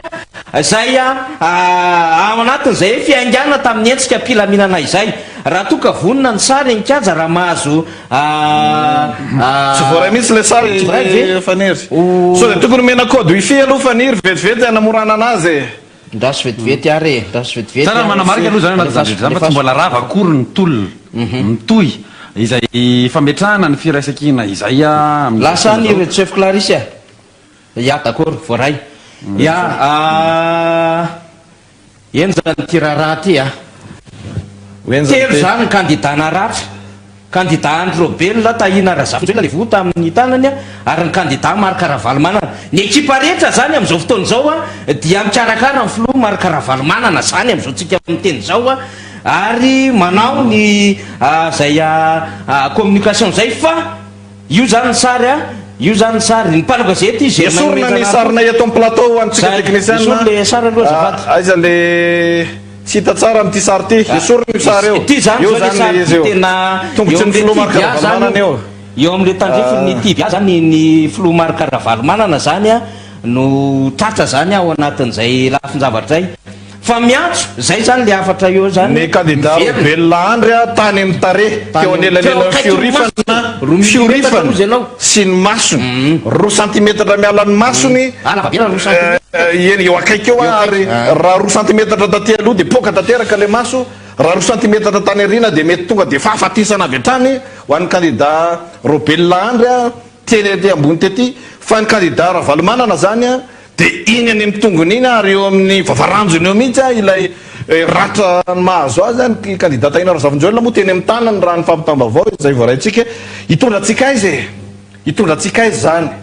nahafaty ny mpitondra amin'izao fotoan'izao ve ny gouvernement tatsaiky Christian Raimanontolo ny manaja ireo malagasy nanao marshe pasifika aneo hevitra amina toerana tsisy mpivarotra eo amin'ny kianja 300 mba ho enony izy ireo tena fahavoazana lehibe ho an'ny gouvernement ave zany fahavoazana lehibe ho an'ny mpanao politika rehetra sy ny fianakaviany izay mitazona ny appareil d'etat amin'izao fotoan'izao ve zany fanontaniana zany ny apetrako malagasy ireo maneho hevitra ireo fahavoazana be tahaka any ahoana loatra reny no mitsanga raha ohatra ka avela maneho hevitra ankalalahany tsika eto amin'ity Madagasikara ty ka mba mifampitaiza amin'izay mba samy azakany zany fa samy afaka hevitra zay tsika tsy miteny faniry tsy miteny tsika sy hoe aza sina mpitandro filaminana tsy maintsy asina mpitandro filaminana fa mandratra ve ny tokony hiraka nomena andreo mpitandro filaminana andratra olona ve ny mission ampanaovina azy ireo sa tokony hoe micadre mampirisika anareo mpivarotra mivarota ianareo mivezivezy ianareo manao hevitra maneho hevitra zany zavatra zany mahatany démocratique ny tany démocratique tafiditra ao anatina sata républicaine zany ty zao sarina olotsotra indray ty eo amin'ny kibony zany io dia eny amin'ny tongony naratra teny akazomanga indray zany tikaramanity amin'izao fotoan'izao takatakan'izao ve ilay ataotsika hoe fifampitondrana zany iainany eto amin'ilay firenena averina foana amin'ny mahampanao gazety amin'ny maha-olo-pirenena mila mahazaka fa anehokevitra andalambe izay rehetra mitondra n'ity firenena ity mila mahazaka tsy mety ny mandratra tsy mety itsony ity hoe fanehokevitra milamina efa noporofoi ny collectif de candidat fa fifidianana madio le takiny tsy nisy ny aino izy ireo nitaky an'izany fitondrana ao anatin'ny ara-dalàna sy fampiarantanitandalàna ny takina tsy misy ny aino izy ireo tao anatin'izany dia miditra manao marshe pasifika ka tsy mety ny mifandratra tahaka an'ireny ninona ambarana inona lazaina tsy mety amin'ny fireneny reny fa dia zao zany aloha ny zavatra mitranga dia apetrakantsika le fanontaniana ho an'ny prime ministre tsai Christian amin'ny mampanao gazety sy maha-olo-pirenena anay mametraka fanontaniana mazava inona loatra ny olana raha ohatra ka avela malalaka ary kadrena anao an'izany fanehokevitra ny ankalalana vita nefa fanehokevitra dia mody ny olona mipitandro filaminana afaka miaro ny filaminana eto amin'ity Antananarivo ity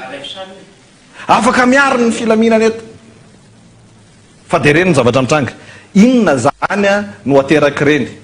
mieritreritra ve tsika fa hitondra ny amin'ny fifidianana milaminy reny mieritreritra ve tsika fa hitondra ny firenena ny anaty fitoniana ny tranga tahaka an'ireny fanontaniana daholo izany apetraky tsika rehetra zany tena ialana amin'ny tranga tahaka an'izao ny hoe ampifandrafiny samy malagasy fa ny fanontaniana mipetraka androany ampirainy samy malagasy ve ny fihetsiky ny mpitondra firenena tahaka an'izao tena ialantsika ary tsika mpanao gazety dia malala zany fi hoe tsy azo atao ny manao fihetsika na mivoina miteny tsika mpanao gazety mitandrina an'izany ka mety hiteraka fifandrafiana eo amin'ny samy olo-pirenena fa ny fanontaniako androany dia hoe io zava-mitranga amin'izao fotoan'izao io ve rehefa nanapirofo le olo-pirenena sy le candidat izay efa filoha-pirenena teo aloha be dia be ny olom-boafidy be dia be ny sénateur fa ampilaminana ampiray ny samy malagasy fe ampitony ny firenena ve ny fiatsika tahaka an'izao ka be de be ny vaovao am'izao fotoana zao maro loatra ny filazana hoe misy maratra ry misy maratra ry misy maratra ry a fa ao anatin'ny asa moa amin'ny mamatianina amin'ny tiasa fanaovan-gazety tya tsy maintsy manamarina an'ireny zay tsy nyresahanay teo ohatra momba ny hoe naratra ny filomarika aravalomanana efa tany amin'ny atsasakadiny mialoha zay ny nahalala fa naratra fa tsy afaka miteny zay raha tsy tena azo antoka le izy zay ny antony iresantsika zany ao anatin'ny ty raharaha ty hoe tandremo a tompo tanindrazantsika samy tompony ty fa tsy hanavondron'olona ray na roa ity madagasikara ty tsy hanampanefofefo ray na roa ty madagasikara ty tsy hanampanao politika ray na roa ity madagasikara ty ary tsy amin'ny vazaha madagasikara ary tsy han'ny vahiny ko madagasikara atsika menakavy ity madagasikara ty de mila mifanady sika eto amin'ty firiny ty fa fifanajana ve ireny zava-mitrangy reny mety raha manakambary ifia na manana fanampim-baovao i faniry eto moa zany eto amin'ny plateau eto sady mitelefona miakatra midina mitsaka mitoetra sisa firatolo janatra ny mahagaga sy malaza seny aloha de iza mahazo tombony amin'ny zavatra tahaka an'ireny tombony ho an'iza reny le 2 milliards d'ariary aloha iny efa malaza fa mazava tombony ho an'ny mpitandro ny filaminana satria nanaovana azy fa tena tsy maintsy nampiasana hery ve tsy maintsy ny ororona tahaka an'ireny ve malagasy nitaky ampilaminana ary maty antoka de izy mazava loatra fa ny vahoaka malagasy ny firenena ny maty antoka amin'ireny zavatra reny manidina raha any amin'ny resaka tsy fandripahalemana ny asandalo ny alabotry any mampiasa fa sandry sy hery fa tsy amin'ny zo fototra zay anana ny olo-pirenena important be zay point teneninao zay manana zo aneo ny heviny ny olo-pirenena ary ampilaminana tsy nanilika ny mpitandro ny filaminana araka ny teneniny namanainikazatra hoe tsy nanilika ingeny olona hoe ndanonareo mialy fa sitraky ny vahoaka indrindra azy raha toka misy anareo eny amin'ny kianja zay andehanany mba isoroka ny fanararotana mba hanara-maso ny etsika zay atao ny fanaraha-maso tompoko tsy midika hoe fampiasana bomba lacrymogène tsy midika hoe fandratrana olona ka tena asana mba marary ny tenany ireny mpitandro ny filaminana reny reny mahazo ny vahoaka malagasy andro sa tsy marary azy ny fiarahamonina izay mety tsy mandray anjara mivantana amin'izao fotoana zao fa manaraka ny raharam-pirenena de anameloka anareo amin'ny toe-javatra tahaka an'ireny ary ny tantara no itsara anareo amin'ny toe-javatra tahaka an'ireny iza no mahazo tombony ho iah teo ny tsy fanarahan-dalàna zay efa miopapana nandritra ny 5 taona latsaka zay zany ny mbola ikirina ho apetraka amin'izao fotoana zao efa tsy rary ny tsony angy izy ty e raha tokony ho fampahatongava tsaina no ataonareo mpitandro ny filaminana zay na izay teto amin'ny angaritona raha mba efa nanomboka mba nanomboka resy lahatra maty sy fakomaly hoe de tsika de tena misotra ny mpitandro filaminana mihitsy reo fa misy olona afaka maneho hevitra sy manoe manatevina zay nambarinao teo zay fa tena important ary averintsika foana mazava tsika ma tsy maintsy mitazona le neutralité foana amin'ny zavatra tahaka an'izao na sarotra azy satria hitanao miariariny hoe ty rariny ty tsy rariny amin'ny maha-olo-pirenena sy ratolja ny mahatonga amin'ny teny an'izany mantsy de hoe isika malagasy mora ahodikodina ny saitsika rehefa tojotsy fasahirana rehefa tojo korotana ara-tsaina nambolena ny a-tsainy malagasy ny korotana ara-tsaina de io izy io zany zao manomboka mahita hoe efa tsy rariny tsony ty efa tsy mety tsony ty ary na ny fanarandra netomboany ty resaka ty nge de tany amin'ny resaka momba ny famadagasika ho tantandalany nanomboka ny taraina teto nandalo teto iza moa ty rasany coco nandalo teto ny syndicat satria efa mahatsapa fa mangiryfiry ka ny vahaolana tsotra indrindra ao anatin'ny famahanany olona reto madagasikara de ny fampianona sy ny fanarahan-dalàna inona ndao ho ajana lalàna izy zao lalàna mamanery ny solom-baboaka hanao ny tatitra raha izao zay rehefa be tonga saina ihany kay zany ny mpitantanao hoe ay moa zo fototry ny malagasy ny ahafantatra ny zava-misy eto amin'ny firenena de ny solom-baboaka zay no anisa antopisi ny anao tatitra hoe inona ny zava-misy de tampotampoka eo ndana makeny amin'ny collégium oleretsy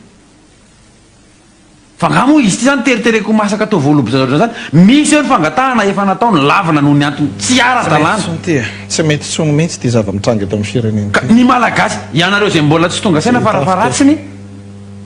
rehefa tsy apahatonga saina ny hafa ianareo rehefa tsy hiditra ao anatin'ilay tolona fampanarandarana madagasikara nareo dia farafaratsiny manampy amin'ny fandrandrana mpitandro filaminana zany ary indrao le izy aleo mangina farafaratsiny omeo sehatra ny olona teaneo hevitra satria misy ny tehiteny ihany fa tsy afaka miteny ty moa nisy trangan-javatra nankaray iny nandetina olo-pirenena taty amiko asana mbola ato le ao an-trano tompoko amin'izao fotoana zao fanao marinonay zany misy olona samy mivoaka ny trano ray de hoeny amin'ny iaraka amin'ny collectif de candidat nray mpitandro ny filaminana fa samy ao an-trano reo raha samy mivoaka ny trano zany reo de samy mahafantatra ary iny zavatra nytanga omaly sy fakomaly tena nanova fomba fijery be teo amin'ny ary zay ny natonga andreo olona reo raha ohatra ny reny kosa afaka mandeha anao izany de samy ao anatina ankohonana ray reo olona teneniko reo ny ray mpitandro ny filaminana ny ray miaraka amin'n'ilay etsika ataon'ny collectif de candidat zany hoe na ao amin'ny ankonana zany efa manomboka amseo ny fifankahazona efa manomboka samy mandray sy ny anjara ndraiky ny amin'ny firenena de rehefa nanomboka nisy ve ny fiombonana amin'ny samy malagasy de zavatra tahaka andreny aseo amiko tsy rariny ary tsy hitsiny raha toka ny zony hafa terenao inona moa la fitenina filozofa hoe tapitra eo amin'ny fahafahany hafa ny fahalalanao rehefa misy ny fahalalany hafa de manana ny fahalalana izy ka sy tokony anohitohina ny fahalalany ny fahalalana ary jereo raha hiditra resaka izy sika angamba ny akanjo anaovana ny tsy mitofa ny sasany akanjo fotsy de ny sasany akanjo nampitandrona filaminana fa raha jerena nge maro anisy am'ireny tsy ny mpitandrona filaminana maro anisy am'ireny fa ny olona tonga saina amin'ny tsy fandehanany firenena andrana tsisy fa zany hoe ny fitaovana ampiratana tsy mitovy ny an'ny sasany souffleur miaraka ampisainam-pirenena akanjo fotsy ny an'ny sasany boty miaraka amin'ny grenade lacrymogène miaraka amin'ny baton miaraka de zay le teneniko hoe misy ery ao anatin'le izy entina mifanararoatra amin'ny fahanginana ny malagasy mangina reo tompoko tsy midika malagasy resy ary reo malagasy reo aza dinoana fa ny toe-javatra tahaka an'ireny indrindra ny vao maika mampijoro ny malagasy izay nangina sy ny teny any ambadika any sy raha tolonjanary mbona tsika manana angamba tsy hoe angamba fa teny mbona tsika manana ny hoe manameloka amin'ny herinay rehetra ny fampiasan-kerika andratrana ny mpanao gazety namana eny Kanja be dia be ny mpanao gazety efa naratra ary niaran'ny herisetra ny asan-dahalo ny asan-jiolahy ny fanendahana tamin'nyity mandaty ary dia nijoro otrano tsika mpanao gazety mirahina maneho firaisan-kina amin'izany tahaka ny olo-pirenena rehetra moa ny mpanao gazety androany zany dia nisy indray mpanao gazety anankiray naratra teo mpanatanterahana ny asany iverina fa mety ho azo tsotsorony zany hoe tafiditra ao anatin'ny riska amin'ny asantsika kanefa tsy azo amavanina ihany koa zany satria miena ray zany ny mpanao gazety afaka manao araka ny tokony ho izy ny asany ary ahafahana mahita taratra zany hoe tsy misidinizaniza ny fandratrana amina tranga tahaka an'izao raha tokony hoentsika mpilaminana zany raha ilay dia be na raha tsika teo zany de tena hoe tokony lamina fa de naratra zany namana gernay mpanao gazety eo anivo ny MBS tamin'ty de mipetraka ho tantara ihany koa zany na tytsika na ty tytsika tsotra le izy tsisy manana tombotsoa amin'ny sanatry fankalany samy malagasy eto tsisy manana tombotsoa amin'ny sanatry fanenjehany samy malagasy eto fa ilay samy malagasy ekena fa mitovy zo mihitsy no hitakinany amin'ny hoe tokony fiarahamonina mampitovy ny rehetra ka isan'izany ny hoe fanarahan-dalàna isan'izany ny hoe fiatrehana fifidianana izay ny anton'le dia be ny fanandrifo tamin'ny fankalazany ny androvesa-pirenena ho any asa mendrika moa le izy androany de verina ihany koa fa eran-tany zany asa mendrika zany dia takiny zany ary fitakinana zany ny any amin'ny tany demokratika dia azo atao ampilaminana sy azo atao milamina sy araka tokony saingy eto amintsika moa zany mazava ny lalao masira tolo-janahary fa de tsy any amin'izay lafo ny tena hoe fiarovana ny rehetra mizo ananan'izay no ampiasana ny tompon'ny basy sy ny tompon'ny sandry eto amintsika fa lasa any amin'ny famoretana ny ampahany vahoaka izay mieritreritra fa tokony hoenony izy eo amin'le firenena. Zay indrindra ny olana ny tsy fampiny ny fitaizana raha politika eto amin'ny firenena, ny tsy fampiny ny atao hoe fitaizana ny olom-pirenena anarany zony sy ny atao hoe ny fahafantarana ny fifampiakina ny politika sy ny toe-karena ary sosialy, ny tsy fampiny ny tahapahatakarana ahalalany zany hoe ny fanarahan-dalàna ne no miantoka politika madio ary ny politika madio miantoka filaminana ara-toe-karena, filaminana ara-toe-karena ne miantoka fiatsaran'ny sosialy. Ny tsy fampiny ny fahalalan'ny sarababem-bahoaka an'ireo no ilalaovana ny mpivarotra ery amoron-dalana, ilalaovana ny taximoto, ilalaovana ny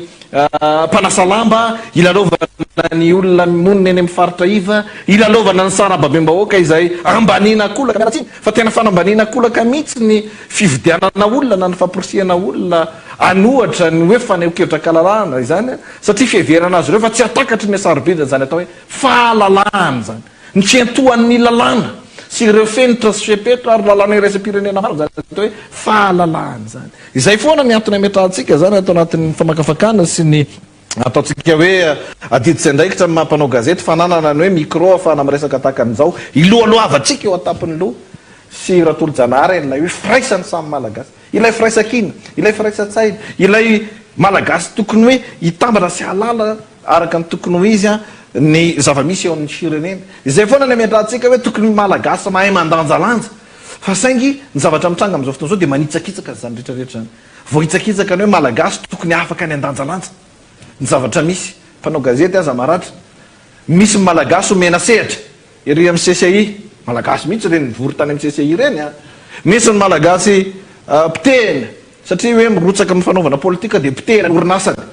malagasy zany misy ny malagasy izay iangarana manokana afaka mamory vahoaka milamina, mivorivory milamina tsisy olo, fa misy ny malagasy hiditra ry anaty efitrano voasakana, hidina eny an-dalambe voasakana, tsy afa miaina mihitsy, misy zavatra tsy lojika zany. Raha mbolina mieritreritritsika fa ny tompon'ny vola no tompon'ny rarany sy ny hitsina, ny mpanefoefo no tompon'ny fahamarinana sy ny lalàna, dia tsy tonga aiza mihitsy ny firenentsika ary verina foana ny rafitra politika izay efa nampahatra ny firenentsika hatramin'izay. Dia ilay fitaizana olo-pirenena hovanina tsy ampy, ny fitaizana ny olo-pirenena anana n'ilay tahapahatakarana ara-politika sy ara-toe-karena ara-sosialy tsy ampy, dia ireo rehetrarehetra ireo no trandrahana sy araroty ny mpanao politika sasany, dia tonga amin'izao zava-misy eto amin'ny firenena zao tsika. Zava-mitranga zany dia tsotra ilamina ve ty firenentsika ity, dia angina ara ve ny maronisy eto amin'ity firenentsika ity, dia inona no raha pitso sy raha afaka pitso avetsika ny sary samihafa teo ho atsika teknisianinao misy manontany hoe tena naratra marina ve ny filo makaravalomanana, misy tsy misy mitenen'izay efa ela zay na lala hoy teo efa nanamarina avao, misy ny sary efa navoaka teo ary dia mitangorona zany manodidina raisina manokana, raisina tanana manokana ity filoam-pirenena teo aloha ity amin'izao fotoana izao naratra ny tongony araky ty sary jerentsika ity izany amin'izao fotoana izao. Manangona ny vaovao ny namana samihafa ankehitriny, misy ve ny sary mivantana amin'izao fotoana izao atsika mpanao gazety ao ambadika ao efa mijery ny sary samihafa zany tsika amin'izao fotoana. Misy manontany ihany koa sy ratolo-janahary hoe aiza aiza zany misy an'ireo collectif miangavy ny hoavy toromarika mahakasika an'izay, misy toromarika mpanao gazetitsika koa misy septra ihany koa tsy afaka miditra mivantana noho ny antony samihafa. Eny akianja mankahery aloha raha kely mankahery anareo eny akianja eny, zay moa efa zokonjokony ihany mizara asa kosa misy mandeha kianja, misy ny mitondra ny fanehoan-kevitra sy ny malahelo ny terrain ianao hoe tsotra zany sy ohatra ny te azakazaka sur terrain hita hoe ohatry ny ahoana ny zava-misy eny afa ihany mantsy le mahita maso ny atsika eto mo analyse no ataotsika kasitrana sakerezina ireo namana rehetra mpanao gazety eny akianja eny misy ny ratra zay mahazo ihany koa sy ny zany fahaseporana izany akasana ihany koa ireo mpikirakira raha teknika rehetra ao ambadika eo satria misy ny fanangonana ny sary, ny fanefasana ny sary, ny fikirakarana ny feo rehetra io dia miainga avy eo ambadika eo daholo avy eto amin'ny IBC makasitraka anareo amin'izay asa efa malasan'ny saiko reny kaza dia ty nipoka ve ny lacry iny le lacrymogène raha toka tsy nisy ny vahoaka nytiako lazaina tsy hoe tsy nisy ny vahoaka nandeha nakeny vola viaza noho ny vidanana an'iny lacrymogène iny vola liza noho ny vidanana an'iny lacrymogène iny volam-bahoaka noho ny vidanana an'iny mahagaga raha toka ny volam-bahoaka ny vahoaka izay mandonika raha mandreny mpitandro ny filaminana reny nividy alay lacrymogène no ndeha ho seporina amin'ilay lacrymogène olona tsy manakorota no ndeha horarafanao amin'ny bomba lacrymogène ndeha horatranao efa tsy rariny tsony ange zany ary zay na tonga ny enikaza ty tena manameloka ny zavatra tahaka an'ireny zahay sy ny fitondrantena tsy miendrika tahaka an'ireny satria ny mpanao gazety ny candidat ny vahoaka malagasy noratrana amin'ny lacrymogène ny vahoaka malagasy izay mandoa ny karaha manao le 2 milliards d'ariary sao dinareo hoe vola avy any amin'ny posin'ny ministre aveo ohatra na avy any amin'ny posin'ny premier ministre tsia vola ny vahoaka iny 2 milliards d'ariary mihinanareo iny ary vahoaka le anaovanareo toetra tsy zakareo reo no anisan'ny nanome an'iny vola 2 milliards d'ariary iny ndresana teto moa makasika an'izany tamin'ny angaretiny teo aloha ny malagasy izay mitaky ny fanarandarana mahatonga anareo manao an'io zavatra io a mbola tsy fanarandarana satria ny olona mibaika anareo dia olona tsy tokony hitondra ara-dalàna ary tsara ny manamarika fa olona tsy nofidimbahoaka tsy olom-boafidy no milaza fa mitantana firenena am'izao fotoana zao fa olona no tendrena ny olona indray tsy dia fantatra fa olona tsy nara-dalàna hatramin'ny taona 424 dia jereo anatin'izany ny maharary sy ny mangiry firiny vahoaka zay mbola ampianareo trotraka amin'ny fampiasa-kery efa tsy rary ny tsony atiny efa maharary sy mangiry misy sarina lefako any manasy mialatsiny aminao fa misy sary namana teknisian ataovy tonga tsara ny toromarika alefanareo aty apotitsofoka io sarina iny ty sy olo-pirenena misy sariny candidat citeny a citeny sy candidat iado ihany koa efa nalefako any a ao amin'ny difedesk ao a mba jerena kely a ny afahana mandefa azy a olo-pirenena tsotra maratra ihany koa zany ty hitatsika ty hoan'izay vahoaka zany mahatsiaro zay fangiry firina ny lazaiko teo zay fotoana zao anambarana ny hery sy ny firaisankina ny malagasy amin'ny fanehoana fa efa tsy rariny tsony ny zavatra mitrangy eto andao isika mianakavy aneo fa olo-pirenena tompona andraikitra ary olo-pirenena iaro sary-piaro a madagasikara tsy anjakan'ny fahefam-bahiny tsy anjakan'ny baranahany sy ny gabraraka raha isika motsy teneny malagasy ona zay mitambatra vato zay misaraka fasika ny akanga maro tsy vakinambo isika malagasy mitambatra no mahavita manova ny tantaran'ity madagasikara ty nentin'ny fanera zafy manatany teto nisy fotoana ny tantaran'izany tolona zany hoe inona sinona daolo ny zavatra nitaka na nitaona tamin'ny romby fitopolo sivanjato sy arivo ndraiky amin'ny sivifolo sivanjato sy arivo ny efatra amin'ny sivifolo sivanjato sy arivo dia amin'ny sivifolo sivanjato sy arivo nentina teto zany ho fampatongavasainantsika hoe fotoana indrindra zao a ametrahana za madagasikara tandarana zany satria ny akony ny ataontsika androany dia tsy hoan'ny androany ihany fa hoan'ny rapitso sy ny rafakapitso indrindraindrindra ifaniry iso misy vahoana misy ny tsara fantatra satria moa maromaro maratra raha ny vaovao fantatsika atsika efa miezaka mandefa sary misy ny sepotra ihany a zay mandeha ihany am'izao fotoana zao ary nahazoantsika antso mivatana maro ihany koa reo voasambotra zany fa ho an'ireo maratra dia misy manontany namana samy hafa hoe inona ny tokony ataonay hanampianan'izy ireny dia mbola tsy afaka mamaly an'izany tsika telo mirahalahy zany satria misy malagasy te hanampy an'ireny maratra eny a am'izao fotoana zao ny io araha aloha enotsika aloha zany a sa sary fotsiny rehefa tsika candidat citeny zany zao hitatsika zao zany resaka lacry moa zany fa tsara ny manamarika fa efa nisy ihany koa tsy haiko na efa tonga ny sary a fa ny vahoaka eny amin'ny toerana manodidina nampoana ny lacrymogène tompo dia manameloka ny fiatsika izay nataon'ny mpitandro filaminana satria tsy ny mpanomebaiko ndre ny mpitandro filaminana reny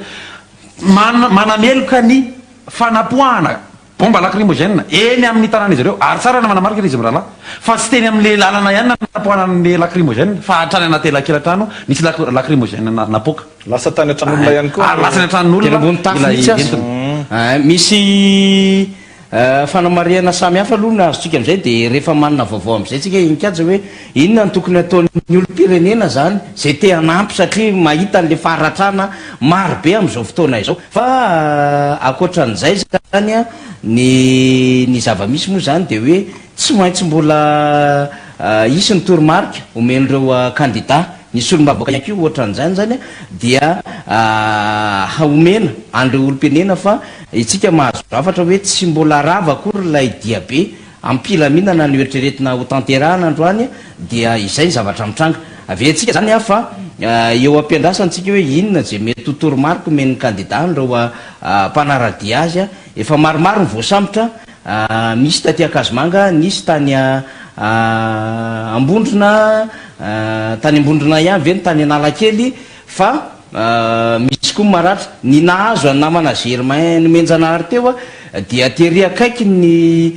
rond point tsy de lavitra ny akondranotery satria nanatona teny zany candidat iado sy candidat sy teny dia eo ateo ampanatanterahana ny asany mihitsiny zany ny namana mpanao gazety Germain nomenjanahary ary izy moa manao an'le gilet de presse iny misy soratra presse nikaja sy Siratolo-Janahary dia nitotona teo akaiky mihitsiny zany le lacry zay no natonga n'le faharatrany ny mpanao gazety Germain iny teo am'le hanomboka hakan'le fanehoan-kevitry candidat iazo sy candidat sy teny zany no nitrangany zany fantanina mipetraka dia hoe efa nokendrena manokana ve zany le candidat amina trangan-javatra ohatran'izany ary zay no tenenitsika hoe tena misy zavatra hafahafa manahirany ty raharaha ty tena hoe tsaksitsy ve zany tena hoe ataovy amin'ny fanaovana azy ve zany ny candidat ataovy amin'ny fanaovana azy ve zany ny olo-pirenena zay ve zany baiko tena priante reo zay mihitsy rehefa mijery an'izany tsika zany dia ohatrany te alay-panatsika iteny an'izany nikazy hoe zay ve le izy hoe ataovy amin'ny fanaovana zay ve zany le revy ifampitondrantsika eto tanàna manomboka zao zay zany le fanontaniana hoe zay zany ve le revy ifampitondrantsika eto tanàna manomboka zao hoe tena kendreo na tahaka an'izany tandremy tsara fa tena ratsy be zany ho an'ny firenetsika ary ny zava-mitranga tsika moa amivoy foana e teren'ny feon'ny fieritreretantsika mampanao gazety faniry Razafimanatany sy Siratolo-Janahary hoe ny vaovao rehetra ohatra isan'andro tsika dia mikirikirany vaovao fa mitatao foana ao ambony loha hoe ilay tombontsoa eo ambonana ilay tombontsoa ampirenena ilay aplamine ilay tsy ampikirotany fa zao ny vaovao tonga eto ampialatanatsika reny rehetrarehetra reny dia tena satany eritreritra ilay aplamine ilay tsy ampikirotany na dia miezaka ary tsika miantso amin'ny hoe milamina re olona milamina fa androany isy haino ve zany tenitsika zany hoe milamina manolona ny zavatra iraha mahita hoe mandratra ray aman-dreny be zany marika ravalomanany zany efa filoha-pirenena zany fa tahaka an'ireny ny zavatra mitranga ireo pirenena rehetra naratra olo-pirenena manana ny olany manokana amin'ny fiainana daholo reny fa manana ny ataotsika mihitsy hoe andeha ity irika ity no anehoako hoe misy zavatra mba tinady sy tinaky ihany koa eto amin'ny firenena misy vaovao ianikady zany tsy manapaka maray koa zany tsika am'izao fotoana zao fa maratra koa zany député fetra rahalahy Mizafimbololona eo amin'ny feny zay zany no vaovao voarayntsika miasatsika io zany zao dia ho alefatsika eo satria fanakaiky tamin'ny filoha Marc Ravalomanana zany candidat Marc Ravalomanana i député fetra dia zay no faharatrana zany miandry an'le saritsika dia arotsatsika eo olom-boafidy zany zay filohana vondrona parlementaire dia ino ty zavatra mitranga ty iza no afaka manaiky an'izao manaiky an'izao ve ny FFKM manaiky an'izao ny communauté manaiky an'izao ve ny CNI ny karakara ny fifidianana io ary iza mamea an'io baiko io zay aloha tena iza mamea an'io baiko io fa mandatsakainy olona ny ataon'ireo na afibaiko eny akanja am'izao fotoana zao anankiray goavana be zany iza mamea an'io baiko io mila fantatra hoe iza mamea an'io baiko lefa soty aminay ny anarana sy ny mombamomban'ny manomeny baiko rehetrarehetra satria information ilain'ny firenena zany ipetraka eo amin'ny tantara am'izao fotoana zao hoe information ilain'ny firenena zany amintsika miteny zao hoe tahaka ny ahoana iza daholo ny tompona andraikitra am'izao zava-mitranga izao ny tompona andraikitra amin'ny dia be ampilaminana aloha efa hita omaly sy fakomaly a dia ireo collectif de candidat tena tompona andraikitra naplanina ny vahoaka izy ireo ny tompona andraikitra amin'ny fikorotanana sy ny faratrana sy ny fandratrana am'izao fotoana zao kosa mila fatarina iza daholo izay le hoe raha tsy eketsika ny fametrana ny tany tandalana sy ny fiarovana ny zonony rehetra amin'ny fanehonkevitra eto amin'ny firenena sarotra ny atoantsika filaminana ho amin'ny aviny ity tany razantsika ity sarotra ny ametrahantsika hoe fanjakana matahotra vahoaka manaja vahoaka no ifandimy eto amin'ny firenena ity ka manana an'izany atao hoe devoir de redevabilité zany ho an'ny aviny taranaka faramandimby sarotra ny eritreretana fa mbola anjaketony hoe fanarahan-dalàna raha toka tsy vitatsika ny mitaky sy mametraka an'izany mba hisin'ny ataontsika fifanajatsika sa malagasy ny zavatra miseho am'izao fotoana zao dia tsy maintsy apetrakytsika tsara ny contexte manoloana ny lalàna ny lalàna izay miaro ny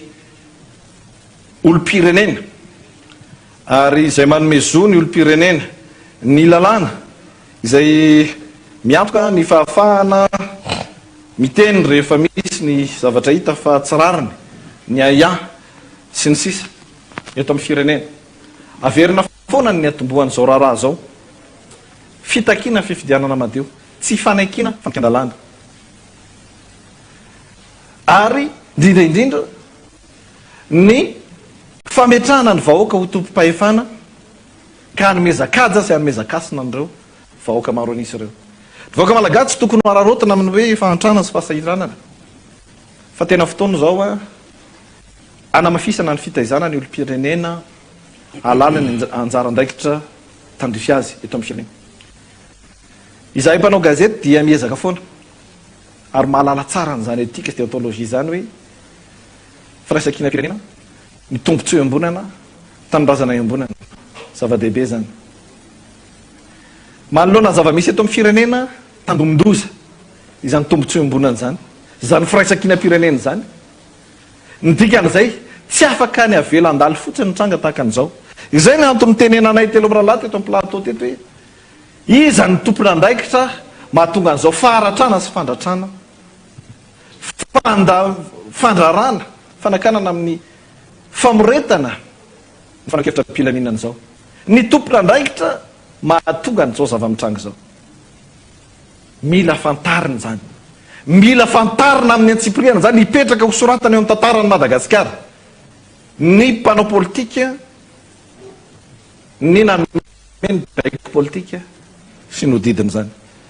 miandry fanampim-baovao tsika fanehonkevitra aloha zany atao namana mpanao gazety Rarson Tolojanary Andry Rakotonaivina Andry Rarson zany tsy namako izay mampiasa hery na inona antony satria ny hery tsy mandeha ny fanahy velively ndao fa lalany dahalo sy mpanao ankely ny jereny lafotsiny olona tanapolo no anehoana hery tsy mifandanja akory izany ve no nampiofanina fa iza nahazo alalana na no fetsiketsehana teto hatr'izay no de manao ririndasa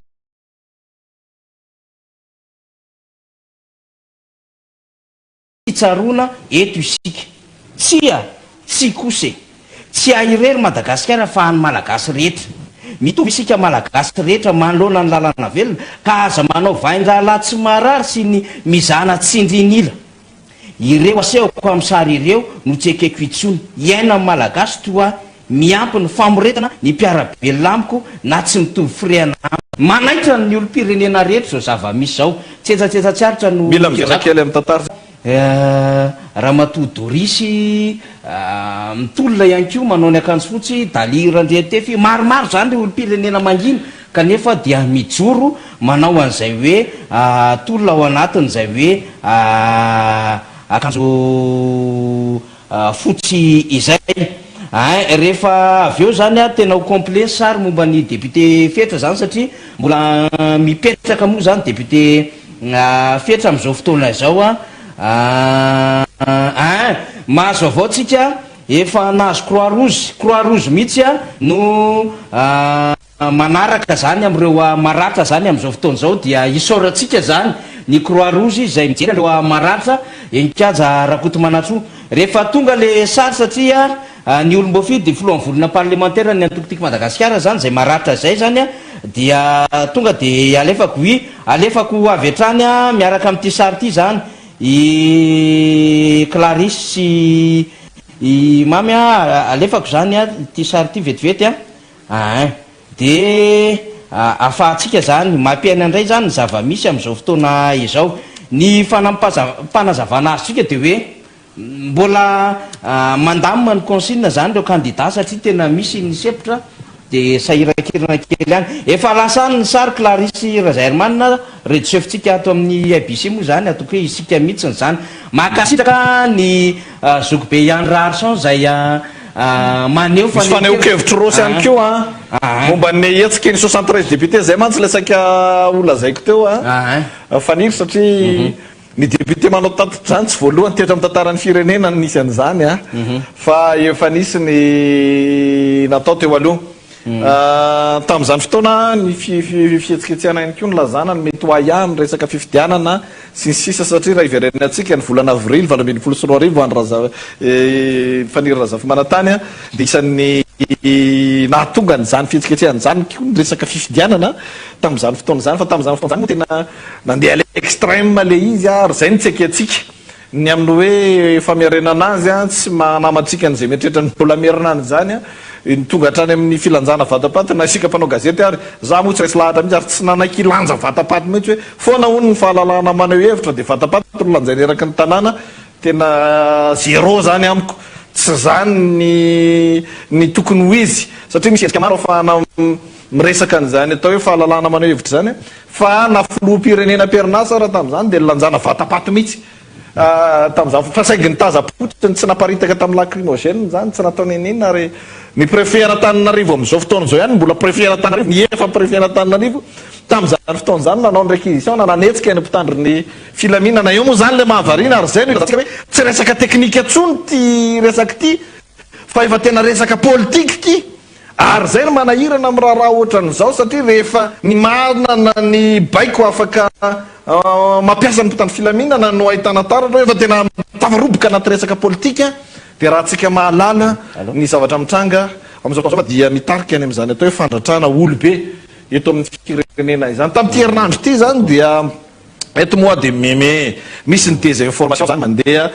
ny anjera teo Pitsoana Ira Valomana na ratra zay ndray zany natao mitserasera madaty zay mihitsy moa io moa zany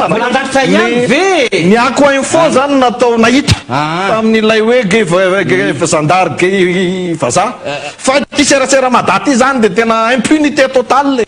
tena hoe tsy maty manota amin'ny lafiny serasera satria dia manao zay tia natao io sary zao tsy hoe mianjery zao dia fa zao sary zao dia ahitana proof misy zavatra tonga teo amin'ny tongony zany ary niteraka n'izay ratra zay goka izay ny sary ny député fetra ihany koa ty président Marc Ravalomanana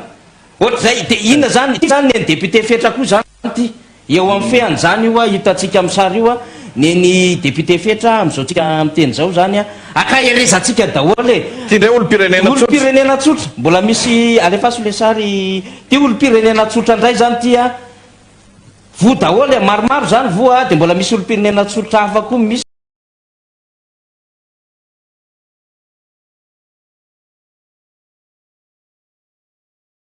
lefa lasany any hôpitaly manetsika ny croix rouge mitondra zay maratra zany nanomboka ty zany ny kibo ny tanana ny tongotra zao ve zany dia inona ny ilazana an'izao enikatsa mianjera ve zao any amin'ny kibo zao misy ara miantso atsika hoe nahita ny balika otso mbola tiatsika ho azy moa le izy fa misy namana miantso zany tsika anaovantsika fakahirezana daholo amin'ireo namana rehetra zany zay any toerana sy zay malagasy tolona amin'izao lafiny zavatra zao fa betsaka ny fanamelohana zany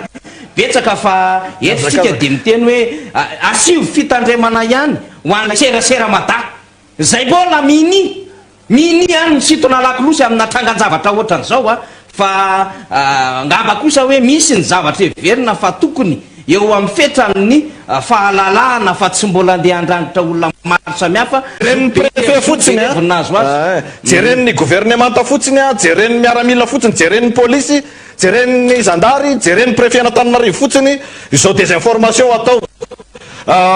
ty page serasera madaty a am'izao fotoan'izao tsy maintsy manao dénonciation zay amampanao gazety satria na ny asanay ary vao vetaveta am'izao zavatra mitranga izao ka tena tsy efa mihoatra ny tokony ho izy zay le zay moa tena miezaka mitazona retenu mihitsy mba hijanona foana ao anatin'ny zay tratra ao anatin'ny fanarahan-dalàna am'ty faneho-kevitra ty olona farany vaovaovo ray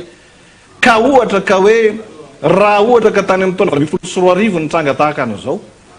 ka ny mpanohatra tamin'izany fotoana zay mpitondra am'izao fotoan'izao no eo amin'ny toerantena ngamba de efa tsy fantatra fa ny tena mametraka mihitsy ary zay ny fampiresana tena amralaty isika de tsy maintsy miezaka miloloha hatrany hatrany ny tombontsoiombonana miloloha ny filamina ny firenena fa misy tranga tahaka an'izao zay tsy maintsy pitserina sy tenenina mivantana hoe tena tsy mety le izy satria tena mitanila loatra ary misy zavatra tazanina fotsiny eto de misy ampiarana ny lalàna misy tajerena fotsiny a tsy azo ekeny zany malagasy tsika rehetra ary manana zo mitovy miady ho an'ny taranaka ady ho an'ny taranaka mihitsy ty atao ty ady ho an'ny zanaka mampara mihitsy ty atao ty taranaka faramandimby eto amin'ny firenena tsy maintsy manova rafitra isika tsy maintsy hovana ny ravitra izay ahafahan'ny rehetra mindrana fahefana mampiasa araka izay tiany ny herim-bahoaka satria nitafika na polisy na zandarina miaramila herim-bahoaka reo volam-bahoaka ny anakaramana an'ireo araka ny tsy diany sira tolo-janahary teo tao anatin'izay rehetra zay dia tsy piana zany miandrotsika ny fanampim-bavao samihafa am'izao fotoana zao eto amin'ny plateau raha mbola manana ambary sira tolo-janahary alefatsika ny virgule isyntona kely ty zany amin'ny faneho-kevitry Paul Bert raha sy manana député Rosy izy ty de tena zava-dehibe satria tsotra ny antony mba atao le bebe kely mampiseho izy miaraka amin'ty faneho-kevitry ty a ny sary ny solomavam-bahoaka zay afaka naneho hevitra pilaminana nanao tatitra tena mikanja ny tena ambin'ny folo mea tamin'ny taona 2024 je reste et je respecte l'esprit des 73 députés malerivo io no navoakany izao de mijanona ary manaiky manaja ny fotom-pisaina an'ireo solomavam-bahoaka 370 tam'izany de io izy manipika hoe nitiavako any zokobe mbola préfet io zy a de ilay teny nanao hoe tsy amon'olona na andatsa-drano na metrahana teto ny solomavam-bahoaka Paul Bert Rasmana ny ty mampatsiaty fa zafy manatany ary vavolombelona ny tamin'ny taona 2024 aleo andeha amin'ny ara-dalàna tsy misy eriseritra fotsiny azafady tena mana teknisianina fa ahoana ro fomba ahafahanay mamaky an'io raha ataonareo an'izany le izy ilaminany ny ambany-lanitra ajao ny olom-boafidy dia miavantsika nisy olom-boafidy ny idina ny tarika teny fa naratra le olom-boafidy filoha-pirenena teo aloha ary candidat irotsaka ho fidina filoha-pirenena zany marika Ravalomanana zany am'izao fotoana zao a fanaratra candidat irotsaka filoha-pirenena zany Robert Andry zany fanaratra candidat irotsaka filoha-pirenena zany Adrian Arvelo Taina Razavonjoelina tsy Jean Jacques sinsisa zany fa niarany fanombana famanana zany niarany erisetra daholo zany rehetrarehetra izany hajaony olom-boafidy de miavantsika tena mahafoaka zavatra be ty fanazavany ny solomavam-bahoaka Rosy ity a mikasika ny zava-misy am'izao fotoana zao ilay fotom-pisaina na hitondrana nylay firenena ilay fotom-pisaina na hitondrana nlay firenena iverina fa tsara ny afahana mamaky an'izany rehetra izany roa ny mpanao gazety naratra hoy ny mpanao gazety sur terrain zany am'izao fotoana zao a misy olo-tsotra ihany koa ty maratra be ary ny mpianakaviana mpanao gazety roa naratra MBS ny anankiray dia ny M24 ihany koa ny anankiray raha ny ampahavaovao zay voara eto a manamarina no maka ny sary manodidina an'izany maninona moa zany ny resahany tsotra be le izy ny misy zavatra tokony efa ioaratsika eto Madagasikara satria efa akia tamin'ny fitondrana teo alohatra dia ny fahafahatsika miroso amina fifidianana ikeniny rehetra mato misy ny fifidianana ikeniny rehetra dia nisy ny ambiance zany zay nahafahana nanao an'le fifidianana ampilaminana zay pitonina fa indrindraindrindra na inona tsy fahatombanana amin'ny fikarakarana fifidianana dia ny eken'ireny hoe ara-dalàna ny fifidianana io. Nanatrika ny fianianana nataony ny filoam-pirenena amin'izao fotoana izao daholo ny mpanao politika rehetra ireo filoha teo aloha samihafa tamin'ny taona 2020 sy 2020 janoary. Mariky fanekeny zany fa na inona dia ara-dalàna ilay fifidianana. Mijoro ireo olona ireo amin'izao fotoana izao, candidat ny sasany amin'izy ireo izay nanatrika an'izany investiture zany hoe misy tsy ara-dalàna amin'izao fotoana izao. Fifidianana maloto ny eritreretina atao amin'izao fotoana izao dia ireny ny setriny. Misy sary samihafa mbola alefan'ny mpanao gazety misy ihany koa zany olo-pirenena voany amin'ny lohany. Ty hitatsika ty vo eo amin'ny tratrany. Ajanona kely eo ny sary takomana le ratra be zao tena ratra be zao. Zao zany no zava-mitranga sur terrain ho an'ity renim-pianakaviana anankiray ity. Renim-pianakaviana zay sary renim-pianakaviana. Mieritreritra no avinjanana araka izay teninao zay ary mahazo fitsaboana moa izy zany fa mafimafy any. Alatsika amin'izay sary namana mpanao gazety ao anatin'izay ratra samihafa izay. Anaraka faingotsika aloha vetivety dia isentokely isotrona manasira ohatra ka mbola manana fanampim-baovao ianao anangonana ihany koa an'ireo dernières informations rehetrarehetra satria maromaro kely ny zava-mitranga. Misy namana mpanao gazety moa ato manontany mahita an'le basy sasany ampiasaina hoe mbola lakry mandeha amin'izao misy fitaovam-piadiana andefasana andre mibalaka otsory iny ihany koa moa zany sur terrain ho hitatsika eo fa dia misy fianakaviana zany amin'izao fotoana izao mikaroka zany fianakaviana an'ireo olona naratra dia misy manontany hoe aiza no toerana nitondrana an'ireo maratra ireo voasambotra raha marimarina kokoa toerana nitondrana an'ireo voasambotra zany zony fianakaviana ary raha ny tokony izy ny olona rehefa samborona dia manana droit na appel afafantarana hoe aty na aty fa tsy voaja afaka miantso avocat ihany koa afaka miantso fianakaviana raha ny mampafantatra hoe inona ny zavatra mitranga fa tsy haina voaja zay lalàna zay na tsy voaja moa zany ny fanarahana eto amintsika zay hita hoe efa tsy mandeha araka ny tokony hitsondra ny vaovao farany aloha satria nanangom-baovao ny tenako teo niala teto dia manomboka miverina tsikelikely ny olona eo amin'ny rond-point eo akazomanga amin'izao fotoana zao andrasana ihany koa zany ny toy ny ty fitakina ity amin'ny famerenana Madagasikara ho tandarana ho azy foana le izy ary reo olona reo nahita olona maratra tsika teo mamparatra azy tsy ho an'ny tenany satria raha hitatsika le olona teo efa lehibe efa tsy ho an'ny tenany intsony fa ho an'ny taranaka ho an'ny Madagasikara lovain-jafy izay ny resaka eto araka nefa natitraterin'ny namana Imikazy Rakotomanantsoa teo hoe io ange ho an'le ho amin'ny hoavy no edivany fa raha manomboka zao ny fahampitehana tahaka ny homamiadana amin'ny olombelona io efa fantatra sy efa hita hoe eto le misy an'le homamiadana dia ho iraviravitana ve isika mianakavy ary mitatra ny amina zavatra hafa io ito fanarandarana io rehefa tsy voatsavy zao hita fa marary ny fireneny dia ny mahagaga ny olona tokony hitsabondray no manampy an'ilay aretina tahaka n'ireny herisetra atao reny melona ny famonona ny vahoaka malagasy ny fandratrana ny vahoaka malagasy ianareo mpitandro ny filaminana amin'ny mahampitandro ny filaminana anareo dia tsarofy fa natao hitsabo ny mahararany malagasy ianareo ny tsy fandriam-pahalemana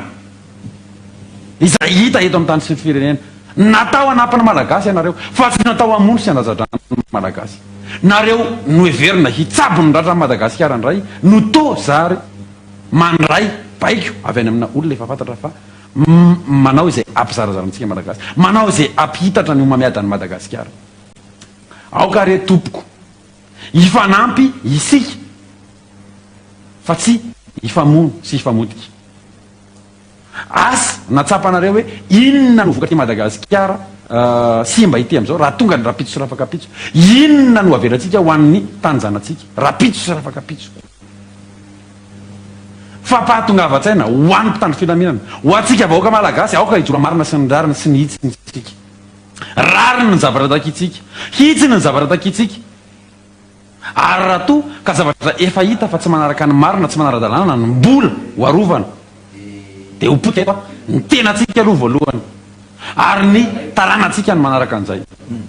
iandra ny taranatsika ve sika isika zao aza tsy mahasamijoro ho tsarany tantarytsika ry tenynymazavitsika hoe akinareo raha teo tamin'izany fotoana hita tsy fanarandalana nangina fotsiny mipetra fotsiny ankilan'izay resaka zanaka manjafy anao anao ahoana ny are-pirenena olo vaintsika eto mety efa tsisy anao ahoana ny jurisprudence bordel samy hafa lasa olo vaintsika eto fandikan-dalàna lasa ara-dalàna lasa ohatrany hoe lasa ifanarahantsika zany de lasa fakataka de lasa mipetraka de hoe ay zany ny fanao de inona ny fiantraikan'izay lavitresaka ho an'ilay firenena misy fanambarana samy hafa reto satria be de be ny fanambarana avy any amin'ny faritra isan-karazany izay ataon'ny collectifa dia hoarahantsika mifandimby avokoa ny hitony andahatsoratra lehibe ny mpanao gazety Clarisse Razarmana ambadika hoe fa afaka ave tsika miroso amfanarahana nireo fanambarana samy hafa nataon'ireo namana avy any amin'ny faritra isan-karazany aloha fa misy vaovao mila hamarinina ihany koa efa maromaro no hatramin'ny marainy efa tokony ao efa tokony capable tsika mamoaka an'izay a zareo avy any a Betsiboka any a zareo avy any a Morondava Manakara de zareo avy any Ambilobe efa tokony ho daholo zay rehetrarehetra zay a raha tsika avy hatrany reo fanambarana samy hafa reo de isotro rano kely aloha zay a eto amin'ny plateau sady hiezaka ihany koa anamarina ny reto vaovao manahirana voaray reto a momba ny zava-mitrangy any Kianja be dehibe ny vaovao voarainay a fa raha olazainay tahaka ny endrika ampitanareo olo-pirenena eto a de angamba mety hisy ampangitsika hoe manao incitation à la haine sy ny sisa avana ihany koa ny torapo sy ny alahelo ary ny atezera nampitainareo olo-pirenena aty aminay aty sy ny tena vaovao ary ny tena vaovao avy eo any mbola hoezahanay entina hamarinina mpanao gazety samy hafa aza gaga aza mieritreritra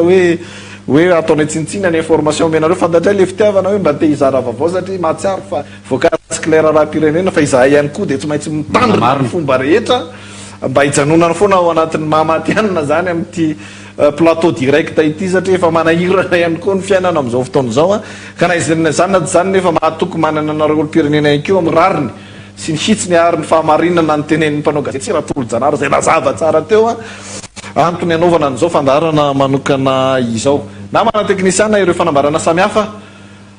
tonga dia rahantsika avy hatrany fanambarana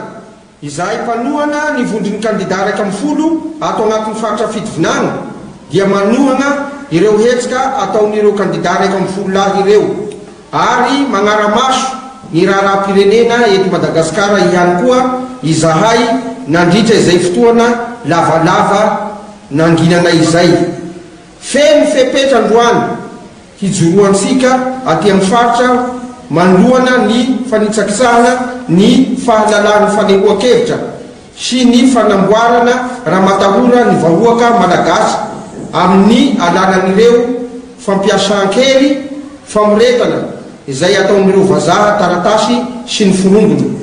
eto zahay dia hiantso anareo anakavy amindreny fotoana izao amoahatsika ny tarainantsika noho ny fahasahiranana ny ainatsika hatramin'izay tsy nahasoantsika ny fitondram-bazaha nandritra izay 5 taona zay nefa dia niaretatsika fotsiny hany aloha fotoana zao ranandria fotoana zao aminareo anakavy amindreny mijoroa mitodika manokana amin'ireo tokony andraikitsy ny fampianarana atao anatin'ny faritra fitovonana zahay aoka zay tokony menasy arakasa ataonareo amin'ireo mpampianatra ireo ary miantso anareo koa izahay mba hanatanteraka ny asanareo ampahamarinana amin'izay satria ny fahefana sy ny voninahitra dia mandalo ihany fa ny fiarahamonitsika kosa dia hitoetra koa miangavy anareo zahay mba hamela malalaka ireo mpampianatra ireo amin'ny safidiny malalaka satria zony izany mitodika aminareo mpampianatra ihany koa izahay mijoroa sahia fa maro loatra ireo fanimbana natao ny tontolon'ny fanabiazana nandritra iny fitondrany vazaha iny ao anareo sefokotany manaitra anareo zahay mba tsy hoy anareo indray noho lasa fitaovana hamotehana fanondroany an'ity firenena ity vahoaka ianareo tompoko miaina any anivony vahoaka ka ho tsarainy vahoaka amin'ny asa izay ataonareo ianareo mitodika aminareo ray aman-dreny na ara-politika na ara-drazana sarovo ranandria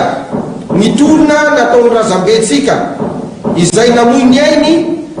hanavotana ity firenetsika ity mba hiala tamin'ny gejany fanjanahantany mitaraina ny tany ranandria ho tafady ny firenena miangavy anareo zahay mba tsy hitazapotsiny an'izao raharaha izao fa mba handray anjara sy hiara hitona hirona aminay ho tombotsoan'ny taranaka mandimby mitodika aminareo mpitondra fivavahana mila vavaka sy fankaherezana avy aminareo ny tolo malagasy amin'izao fotoana izao miantso anareo ihany koa izahay fa raha misy ny hery dia tsy aleo ny fanahy izany tsy azo hodia tsy hita ihany koa ianareo namana mpanao politika rehetra eto Manakara sy manerana ny Madagasikara fa indrindra isika IRV isika rehetra very niaraka tamin'ny andro Rajoelina izay voasodokany ny fitiavana ny lehibe indrindra ka tsy fitiavana ny lehibe indrindra aminazy ity zany fa fitaka ny lehibe indrindra aminazy tiky zany ny mita be hony sy lany mamba izay be ny basy ny tao-trano tsy efa nirery ary izay mitambatra vato miantso anareo namana mpanao politika rehetra eto Manakara izahay mba hiaraka hagnano sotra miara-milanja sy tongotra miara-mamindra ho an'ny fanavotam-pirenena tsy ho vitanay so tena ny kandida raika amin'ny folo irery ny tolona fa ilainay anareo mpisehatra ara-politika rehetra tsy ankanavaka eto Manakara ry vahoaka malagasy tsy ankanavaka eto Manakara sy ny manodidina maro ny resadresaka tianay hifampizarana amintsika rehetra ka noho izany dia miantso antsika vahoaka ny Manakara tsy ankanavaka na lehilahy na viavy na tanora na ranavavy na mpiasa-panjakana na mpiasa ny tetikasa na mpitarika posy na mpivarotra na tsy anasa indrindrandrindra ianareo olona tsombombolo izay notanosainay tambony teny mba samby ho tonga hamonjy ny famelabelaran-kevitra izay ho atao eo amin'ny tokotany malalaky ny lasisy eo atsinanany restaurant snack ny amin'ny sabotsy fa 7 ny volana oktobra 2020 sy 2020 ho avy izao masina ny tanindrazana natao teto Manakara androany faha 1 oktobra 2020 sy 2020 izay ny fanambarany ireo solotenany kandida avy any amin'ny faritry fitovinany Manakara izay notsindriny teo fampahatongavatsaina ho an'ny olom-pirenena rehetra indrindrindrindra ho an'ireo tomponantoka amin'ny tsy fanarahan-dalàna eto Madagasikara aoka isika samy ho tomponantoka amin'ny anjara ndraikitsika ary nolazainy teo nantosateriny teo ho tsarainy vahoaka ianareo ary fotoana zao amerenana ny hasiny Madagasikara amin'ny maha Madagasikara azy ary elana amin'ny fanararotana elana amin'ny tsy fanarahan-dalàna mbola isy moa ny fanambarana entiny olom-pirenena hafa rehefa avy eo fa fotoana zao aloha etona kely araka ny fanambara teo ihany anaraka doka isika tenenina ihany koa moa zany ireo hainao manjery maro isan-karazana zay mandefa ny zao angaredina izao anao ny fandaminana any amin'ny sehatra misy azy avy tsirairay any ny izay ezaka isotrotrano kely aloha dia hiato kely raha misy fampitambavao avy any aminareo dia rehefa azy foana trany oentina ito zay rehefa avy eo ao ariny ireto faingo vitsivitsy reto